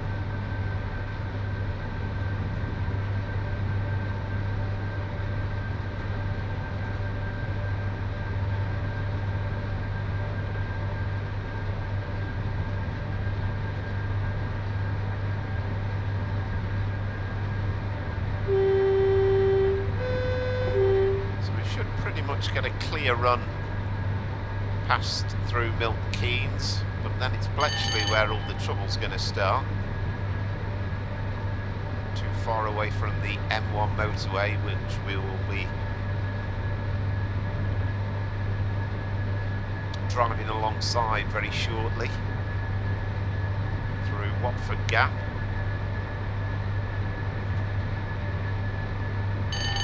If you watch the London Euston to Holyhead scenario that I did, well, I started it about Christmas time, you'll know, and probably many of you would know anyway, but it's nothing to do with the Hertfordshire town of Watford on the edge of London. It's all about the fact that there is a small place called Watford, which is where Watford Gap Services is. I'm sure that's confused a lot of people over the years. It's only confused me for many years. The gap's the gap in the hills. So you've got the train line, the motorway, the canal all going through.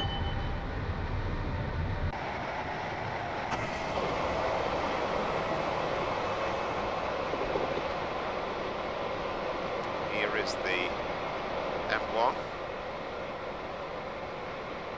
Looks a bit shut at the moment, doesn't it? I think we will see some traffic on it at some point. Ah, there we go. Still looking very quiet though. Is the northbound line closed?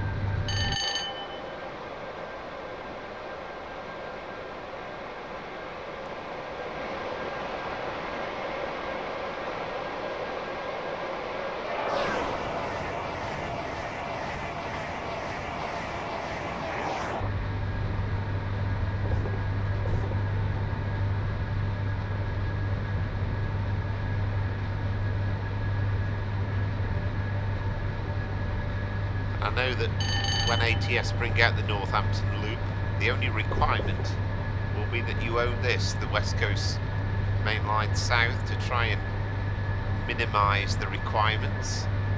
I think they're hoping that it will be released on Steam at some point.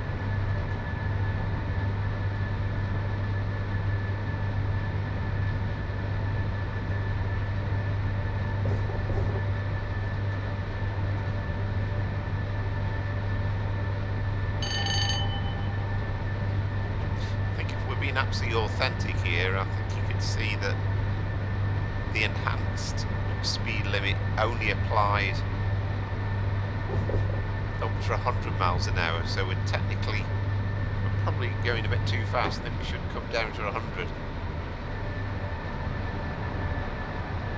Probably being a bit inconsistent about that in this run throughout. So for people who are great sticklers for accuracy, I apologise in advance. Presumably when we get the 125 bit coming up, then we should get 110 as the regular speed limit.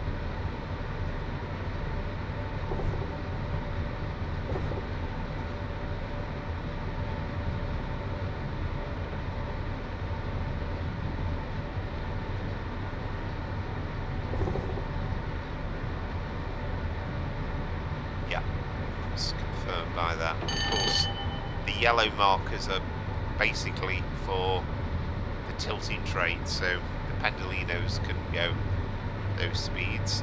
I mean, again, we've yet to see the new 805 units well, they've been testing them for yonks, but presumably they will be restricted to the lower speed limits because they aren't tilted.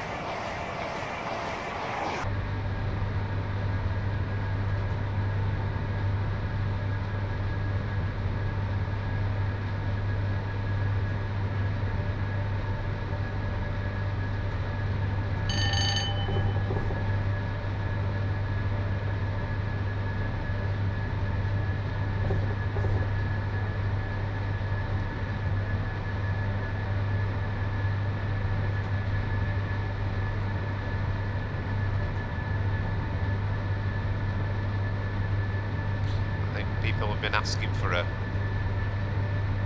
Dovetail Games version of the West Coast Main Line for a long time before they eventually relented and released Euston to Birmingham. I think people were a bit disappointed that the Northampton loop wasn't included in the initial release, but good news that it will be coming out pretty soon.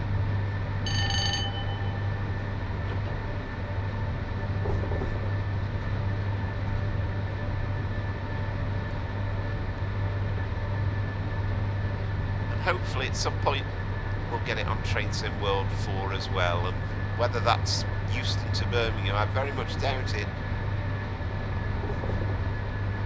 There's kind of few hurdles really, because to release, well, I doubt it would be Euston to Birmingham, that would be pushing the boat out much farther than has been done before with Train Sim World.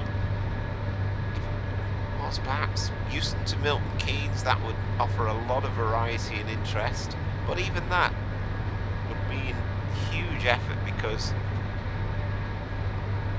you would have to have the DC lines represented between Euston and Watford Junction.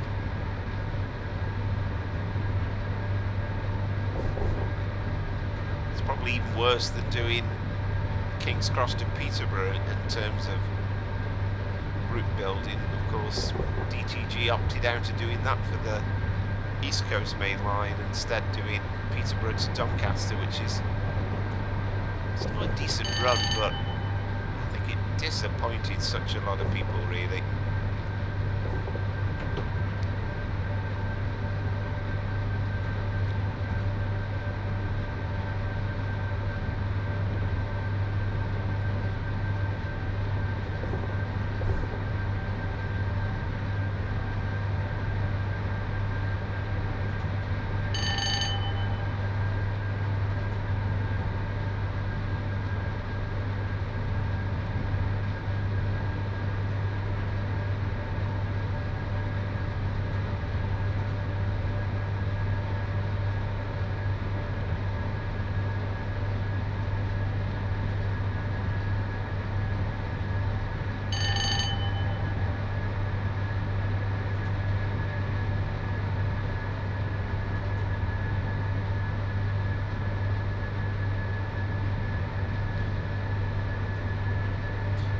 Such an interesting section because you've got that bird cage thing that comes in, effectively that's the Northampton lines coming in right there, and then eventually joining on the level between us,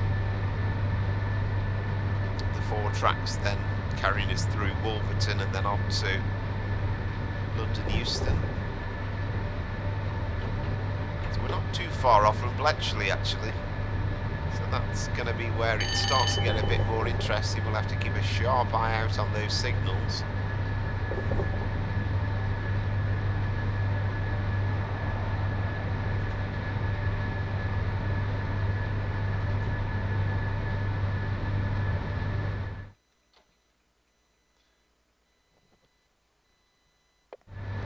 Sorry, I always manage to do that at least once in the stream. It's almost a tradition.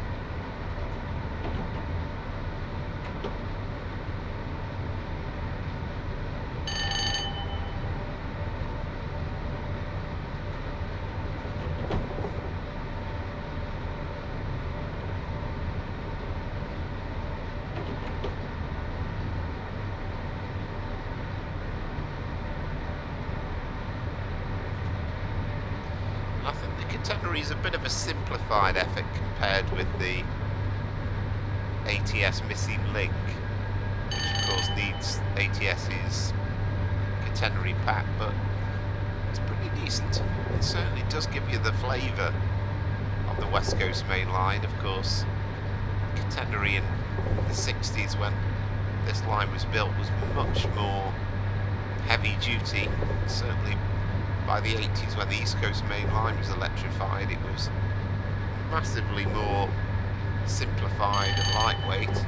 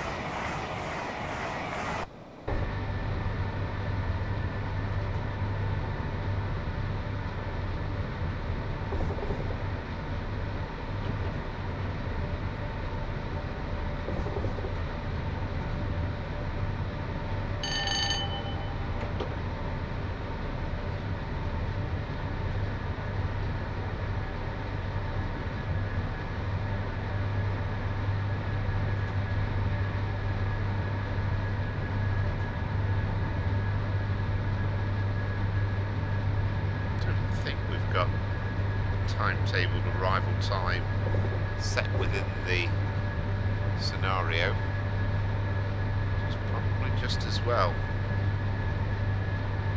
with the potential delays. But also, it's a good point because it should mean we'll get a tick box at the end of it. At least we'll have completed the scenario as long as we can make it to London Euston.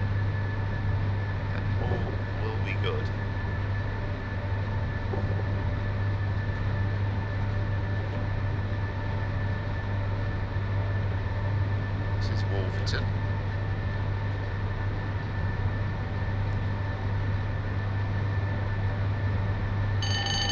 Place for train spotting around here.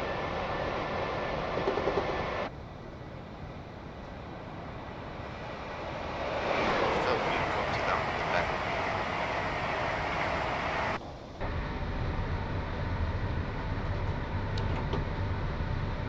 So it's all been plain sailing so far, but we've now got the engineering works, the Sunday engineering works to come in the not too distant future. We'll be okay at least through Milton Keynes, which will be our next station that we will pass through.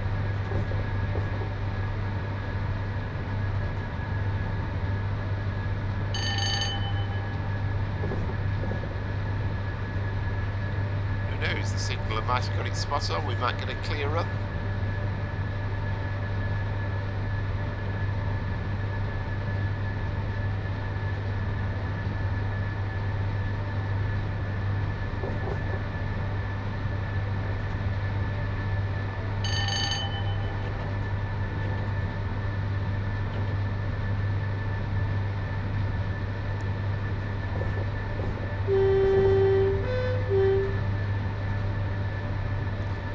There's Milton Keynes.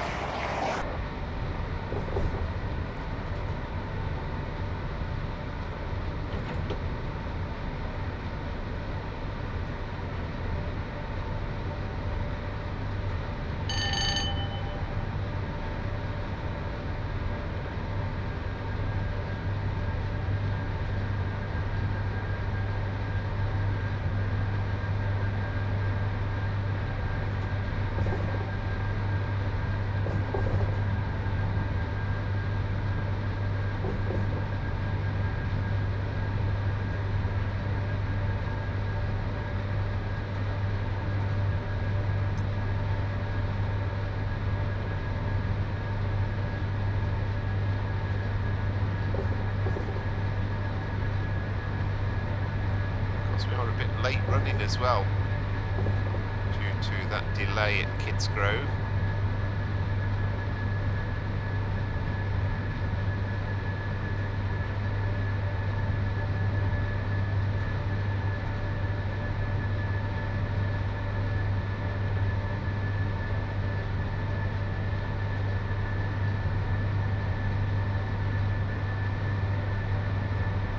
Sidings at Bletchley, we've got the couple of 350s.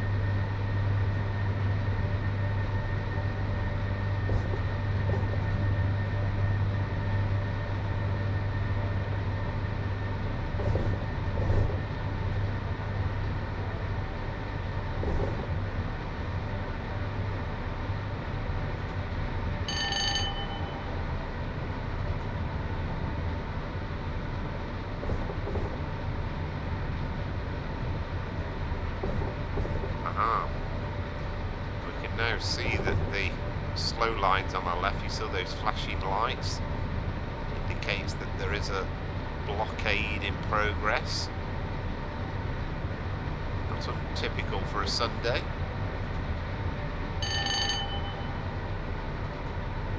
I'm sure this is completely accurate for this run from 12 months ago.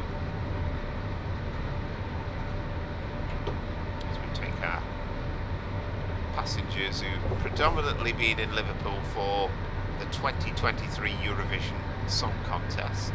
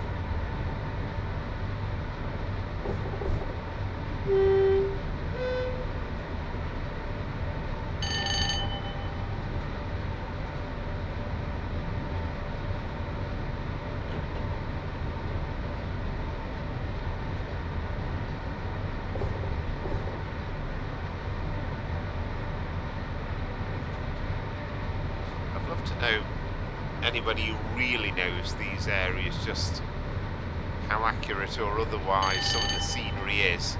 I know the stations are all custom built.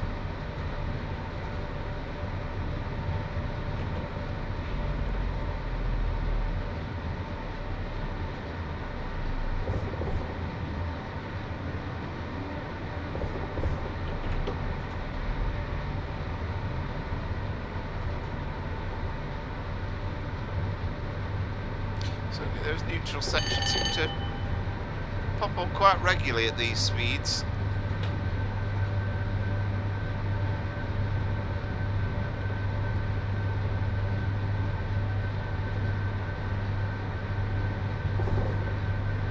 We're certainly eating up the miles. We're roughly about halfway here between Rugby and London Euston.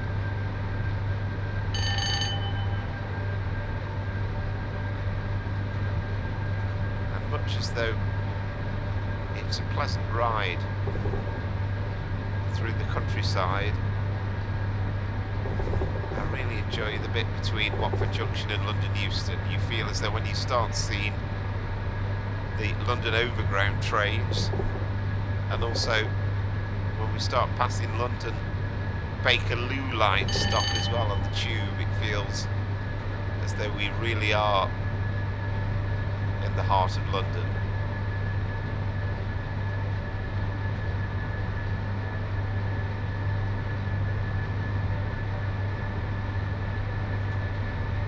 And I suppose really perhaps because essentially all my journeys down to the capital over the years have been for leisure reasons really.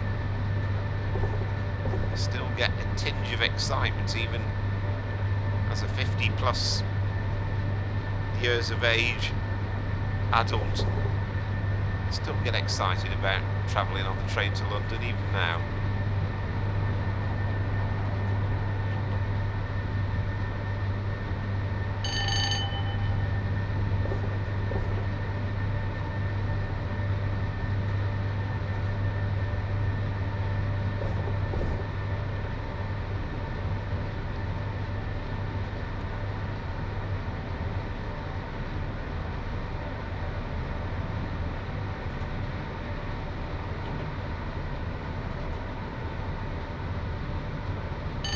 I'm sure I'm going to speak far too soon on this, but so far we're not doing too badly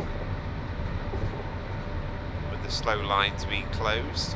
I suppose the point being, it being a Sunday timetable, it shouldn't affect you quite as much.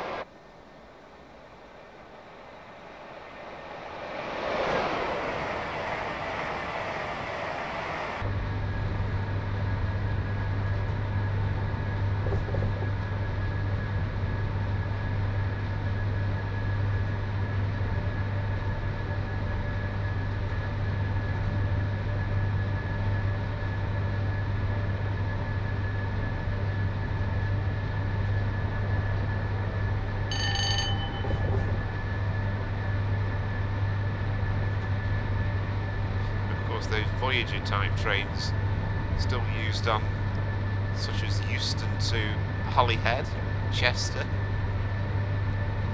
maybe some of the Birmingham ones as well. That should all change in the summer with the 805s beginning to be used. Now, we did incidentally notice our first sight of adverse signals. It was green by the time we got there.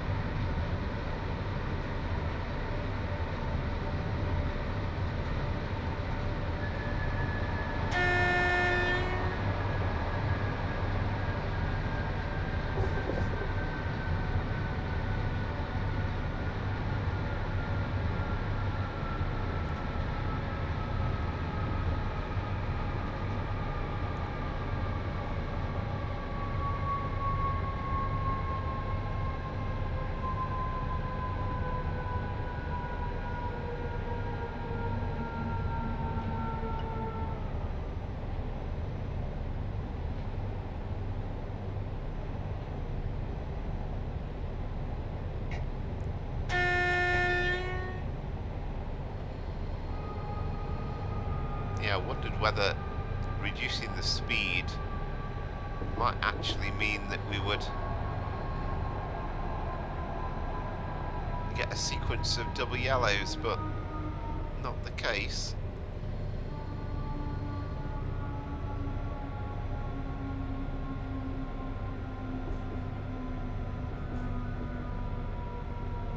Where did we say the end of this first section was? Was it between Bletchley and North Kenton? Well, that's well past Watford Junction, so we're certainly not there yet. I think we've got a yellow ahead.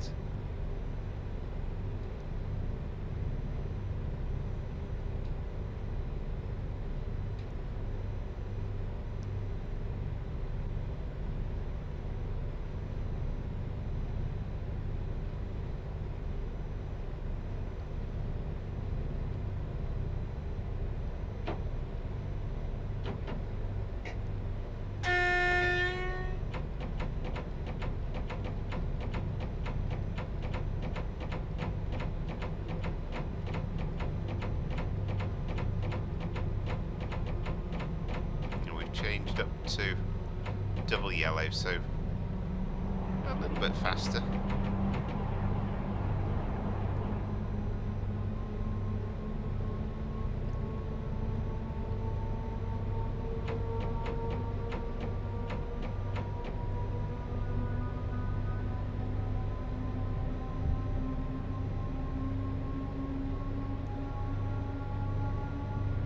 And maybe quite a lot of our passengers on board this service might still be asleep a little bit after partying the night away with the Eurovision contest the night before.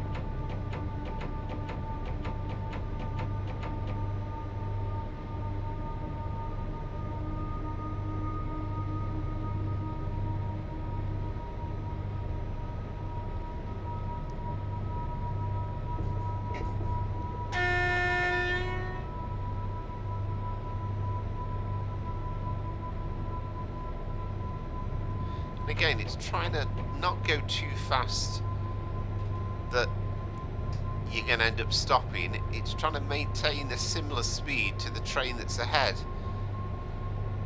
when you're in this sequence. And this is where absolute concentration is required from a real train driver's point of view, because you don't want to be hurtling through a single yellow and then think, I can't stop.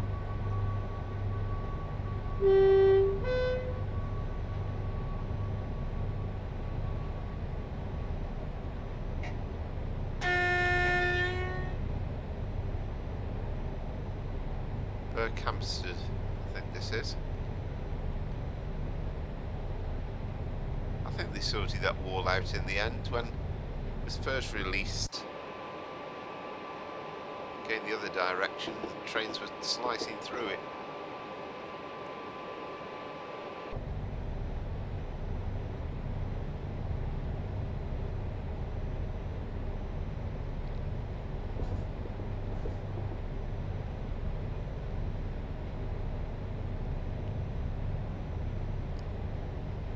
I've got a feeling when we finally get round to driving the European and doing the next bit from Watford Junction up to Birmingham, I don't think that's a completely clear run either. One of these days I'll have to do a full speed Pendolino just to prove that they do run at full speed sometimes.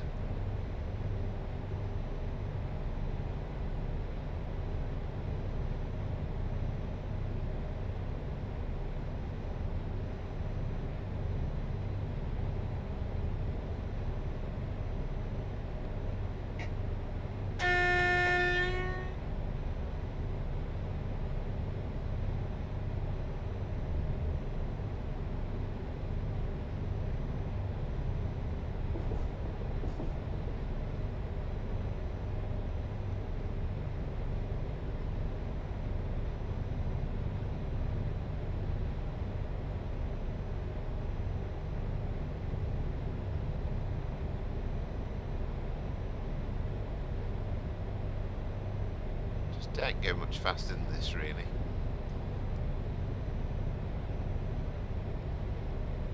Just a little bit faster. Now we've got another neutral.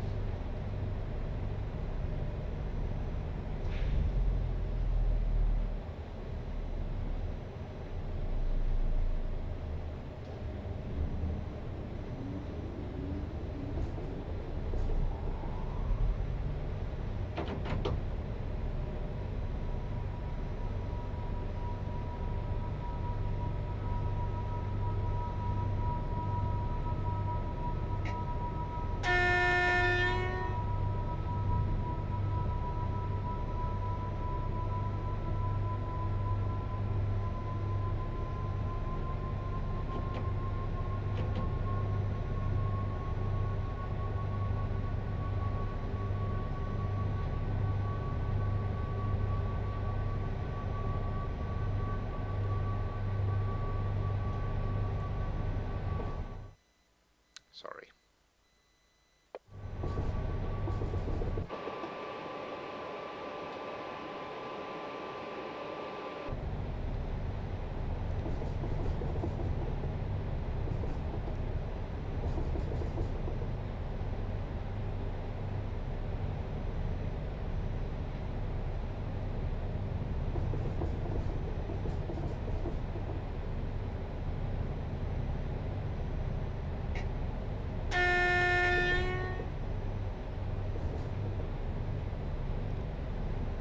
Single yellow.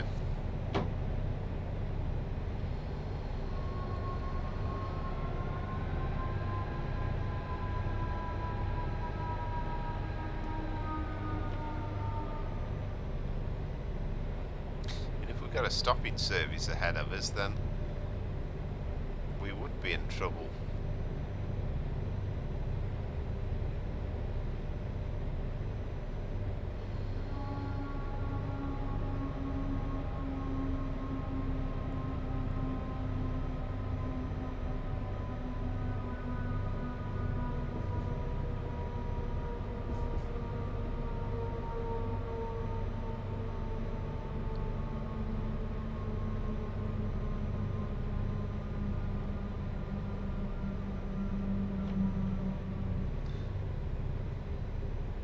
Nope, it's another yellow, isn't it?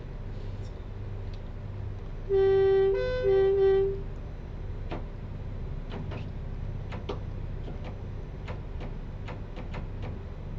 we are at Hemel Hempstead. Some might say that's kind of the outer part of the suburbs. Well, not really suburbs, it's not really a suburb of London, but in terms of commuter distance, I guess, I don't know, I think nowadays even Birmingham's commutable to London, but certainly traditionally places like Hemel Hempstead and Tring were ideally situated for trains to London.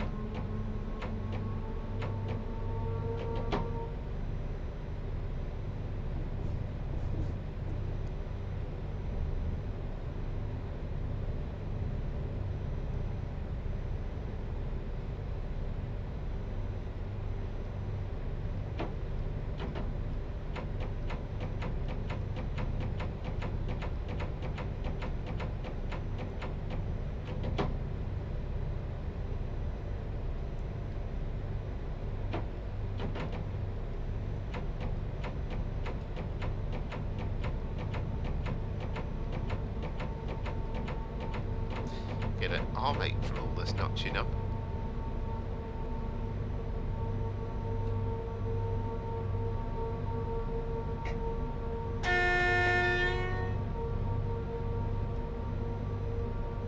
Again, if you're kind of thinking, well, all this is very slow and ponderous, this section, well, this is what it would have been like in real life on this service. Sometimes as a passenger you're aware that it's slow moving and you're not quite racing through as you should be, but you're almost thinking, well, as long as we're on the move, it's not too bad.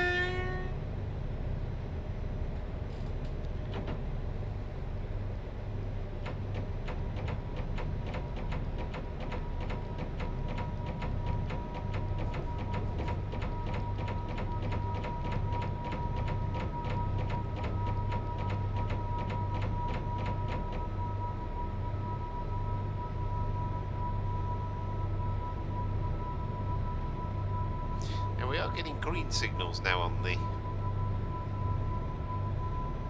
slow lines, but I don't think it's open because I think it said it went as far as North Kenton, wasn't it?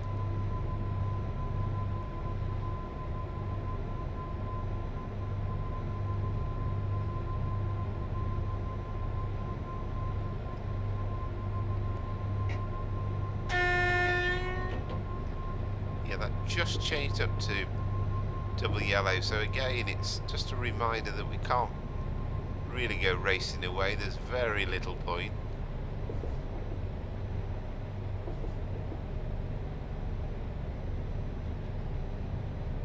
We'll shortly be passing under the M25.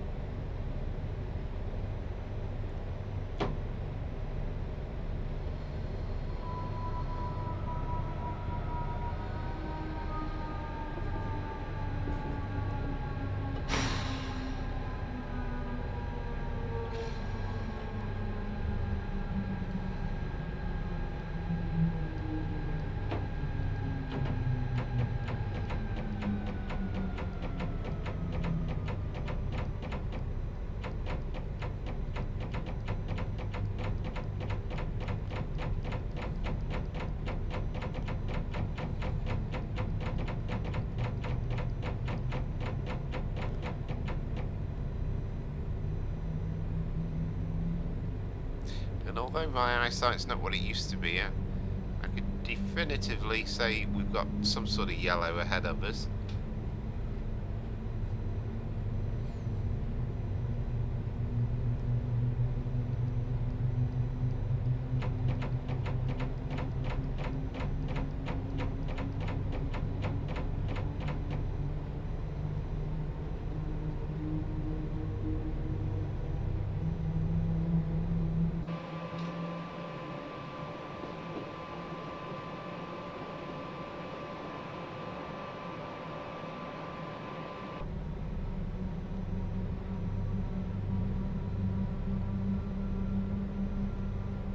Like motorway traffic, doesn't it, going overhead? That's the M25.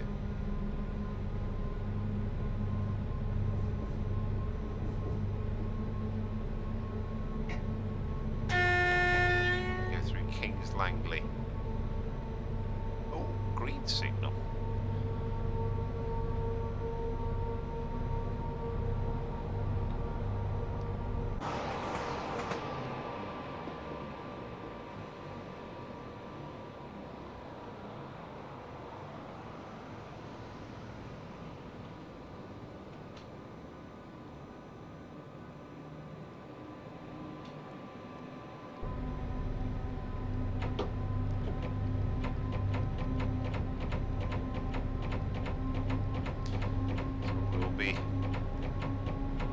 Through Watford Junction fairly soon. We'll have the Watford tunnels first of all.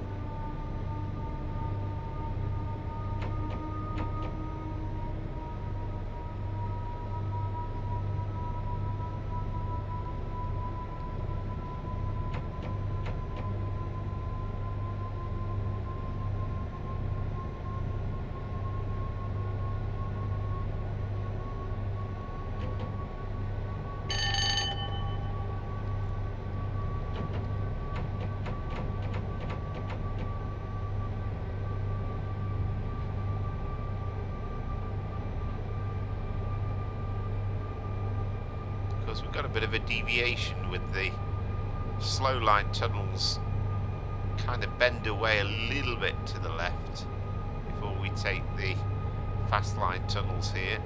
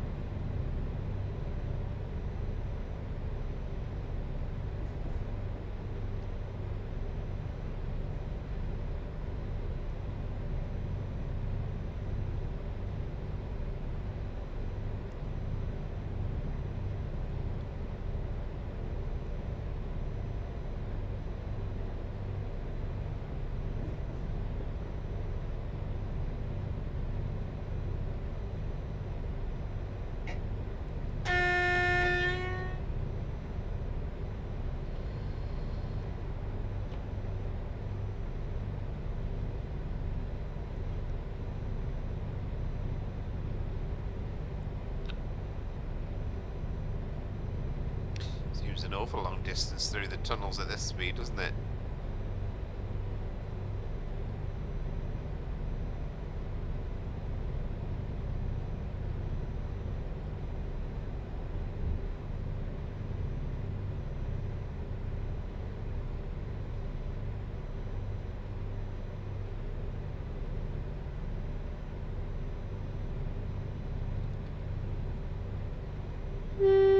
Finally, we see some daylight again.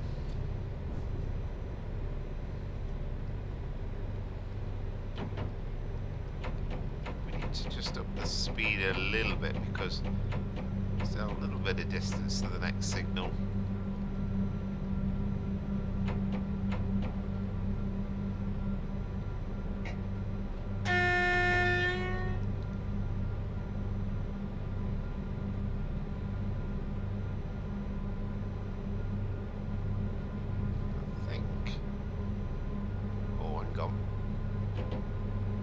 Say it was red, but yeah, I can see a glimpse of yellow there now, so presumably it's cleared the platforms at Watford Junction.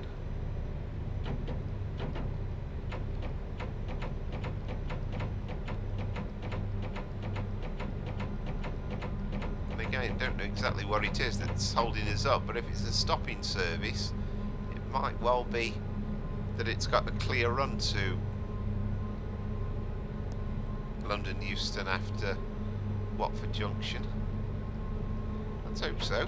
I'll make it a bit easier if it is.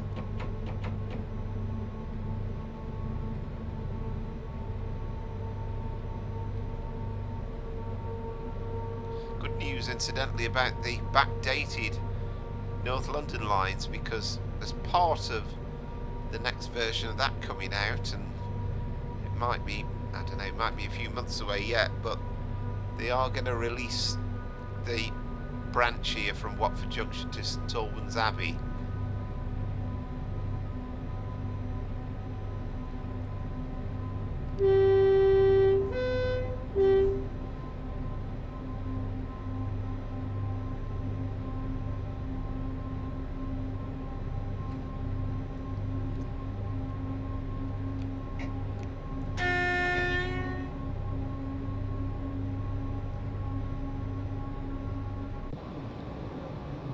There we see Aventras. Well, actually no, they're Electrostars, aren't they? 378s, but they're in the more modern overground livery. It'd be good to see Aventras represented, and we might get them because, of course, we've now got them in Train Sim World 4, so might well use the model, you would hope. The Watford DC lines, incidentally, have gone off to the right and has taken us to Watford High Street.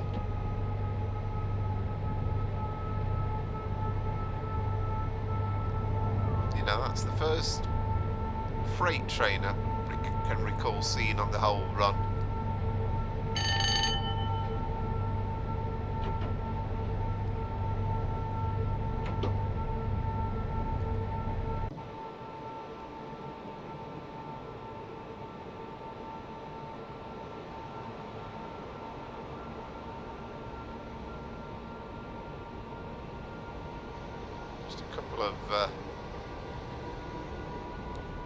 Slight changes are made to some of the buildings around there just to give the representation of the Tesco and the industrial park. Nothing major, this is bushy. And the DC lines have now rejoined us on the right. And once we get to Harrow and Wealdstone, we'll start to see Bakerloo line trains as well, as far as Queen's Park anyway.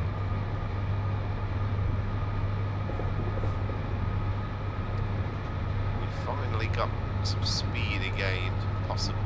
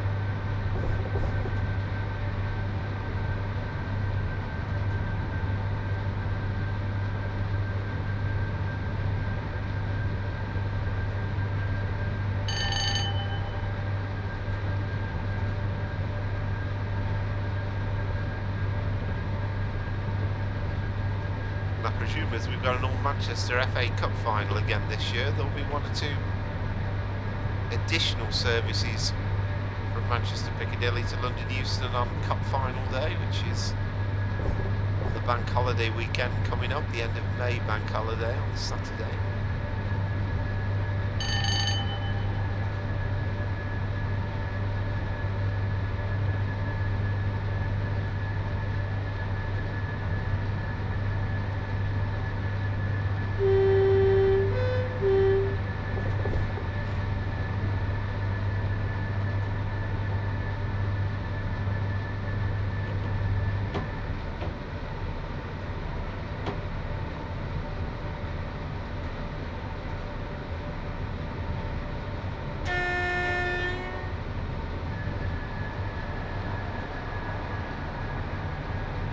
A 378 on a northbound Watford Junction working, and we again have to be a bit careful here because this is Harrow and Wealdstone, and we've come up against adverse signals again.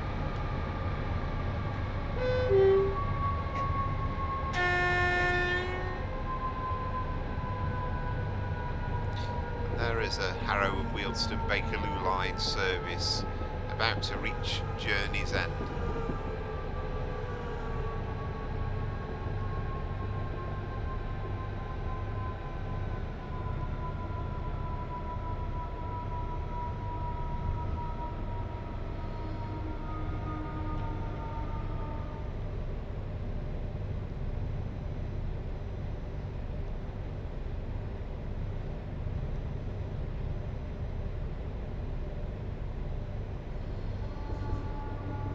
Only about 10 miles away from the platforms at London Euston, but there's a little bit more congestion to contend with just yet.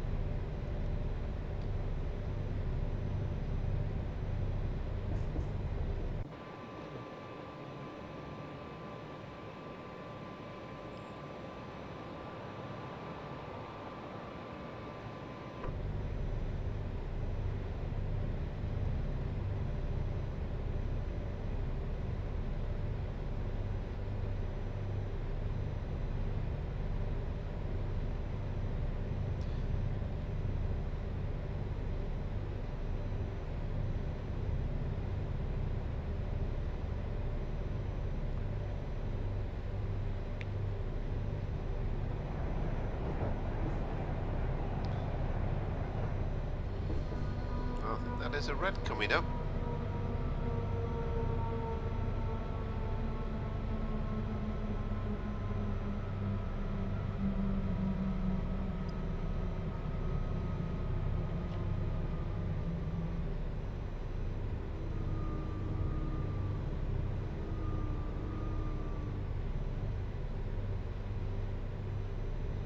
Aha, we are approaching North Wembley, and of course, if you remember, this is the next part of the engineering works. What did we say it was? It was between Wembley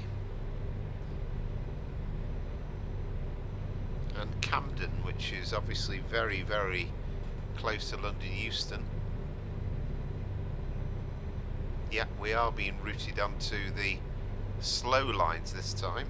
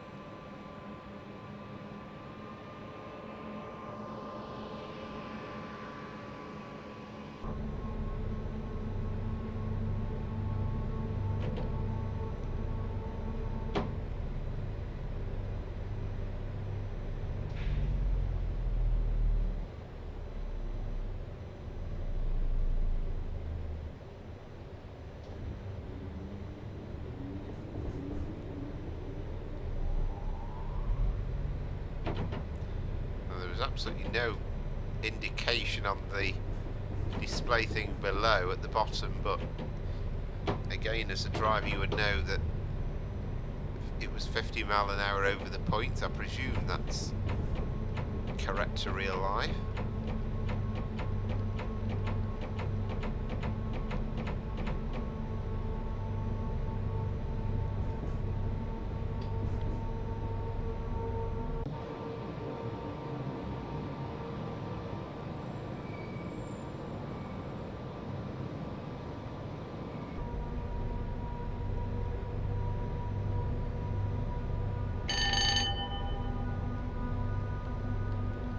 At least if we can do line speed through this slow line section, it's not going to be massively much different than it would be normally.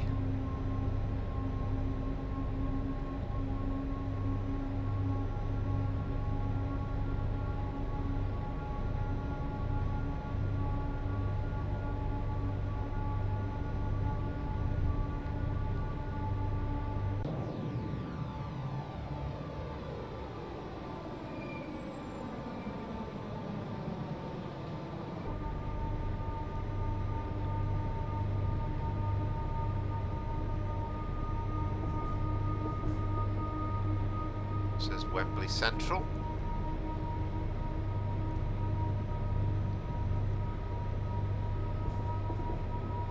You can certainly get to Wembley Stadium. It's about a, I don't know, 15-minute walk maybe from Wembley Central. Wembley Park's a bit closer from the other side.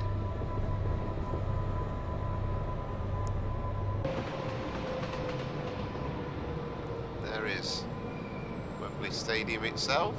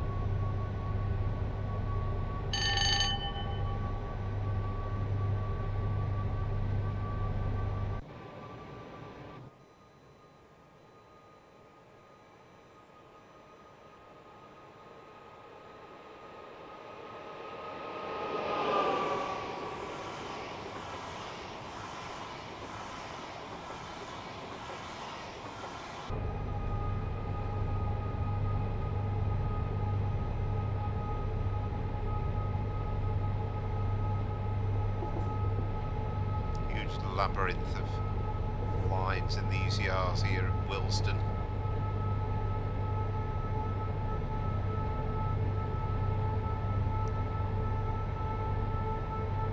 Again, if they did do this section on Trains of World 4, it would be plenty of opportunities for freight run-ins.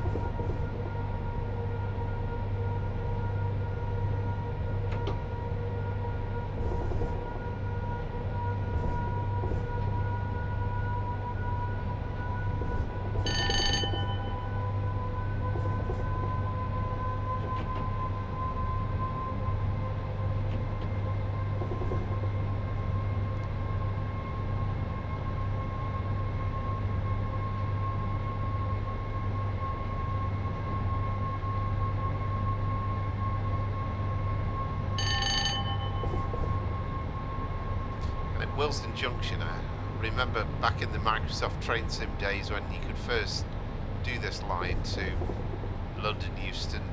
I was kind of thinking, wouldn't it be good if we could do the North London line? Of course, now we can.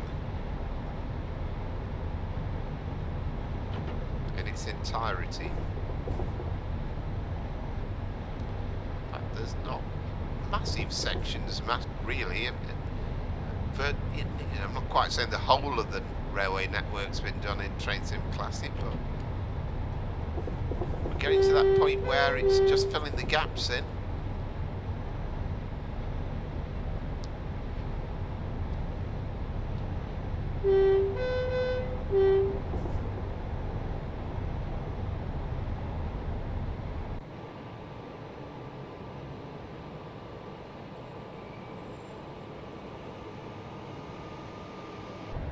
Of course, at Stonebridge Park, the Watford DC lines crossed under the West Coast Main Line just after Wembley Central to our left now, and we are coming towards Queen's Park, so they will disappear to our left, those Bakerloo line trains, and take you into central London.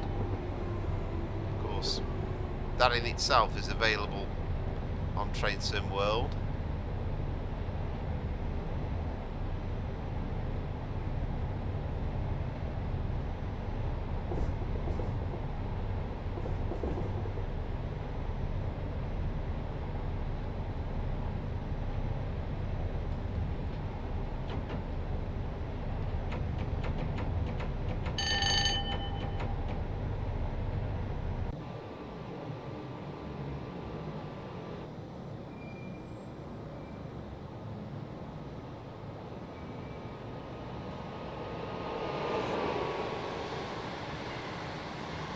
I know there certainly is, or there was, a Royal Mail depot there that we've just passed. It's good to see it being put in the game.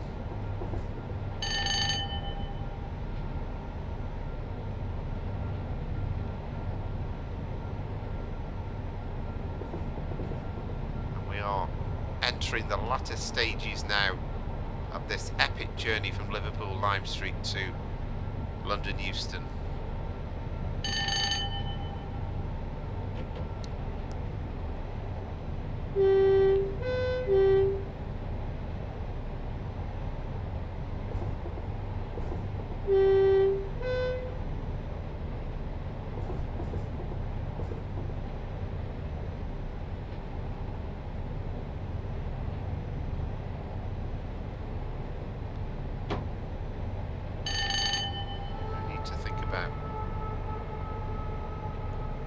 Getting down to 40 miles an hour for the descent down Camden Bank.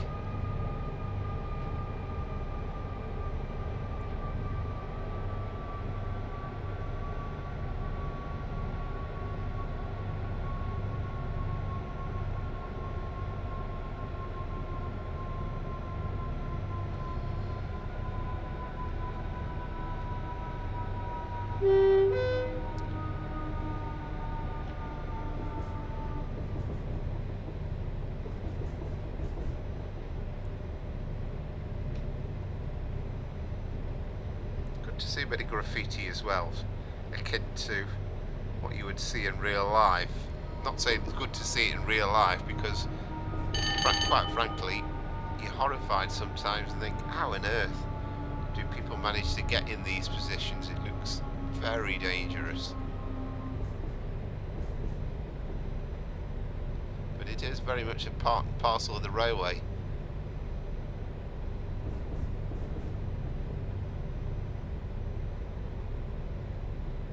Now the question remains, are we going to get a clear run into platform 6 of London Euston?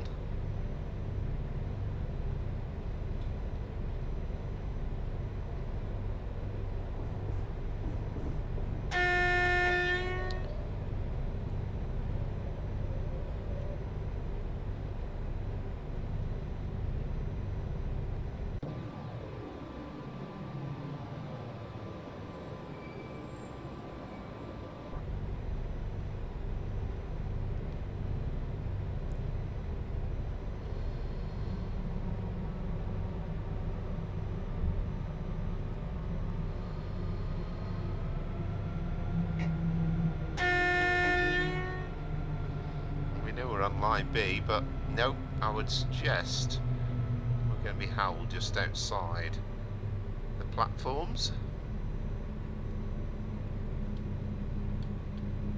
You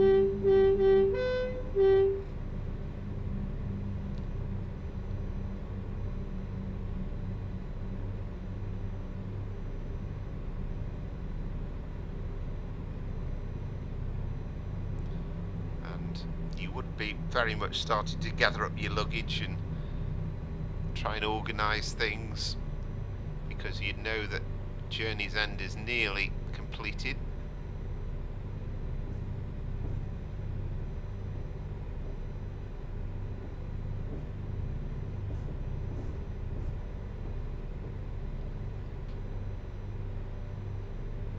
Aha. It says we're approved, so we should be okay, I think.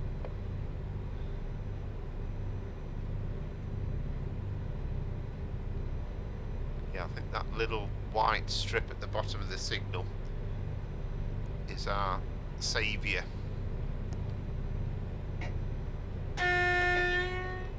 Yeah, we have got clearance into the platforms. As you can see the 6-car marker. Not sure it would show like that quite in real life, but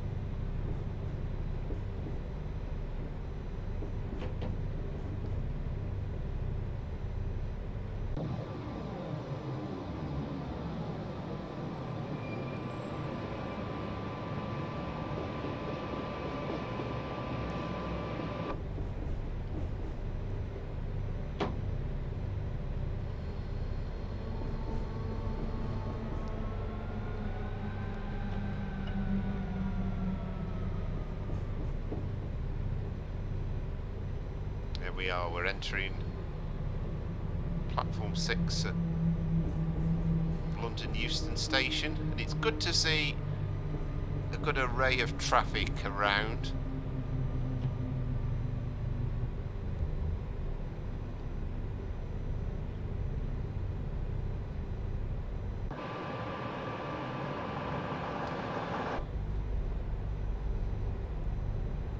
So, with all that, I hope very much you've enjoyed the run. As ever, I've certainly enjoyed it, and it's been a throwback to the Eurovision Song Contest of 2023, which of course was held at Liverpool, and this has been Liverpool Lime Street to London Euston.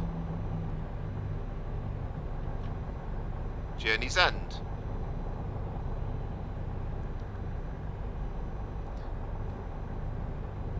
So if you've enjoyed watching this and you don't mind liking and subscribing, I would be really appreciated. It would be really appreciated by me if you were able to do that. And hopefully plenty more content to come in the near future.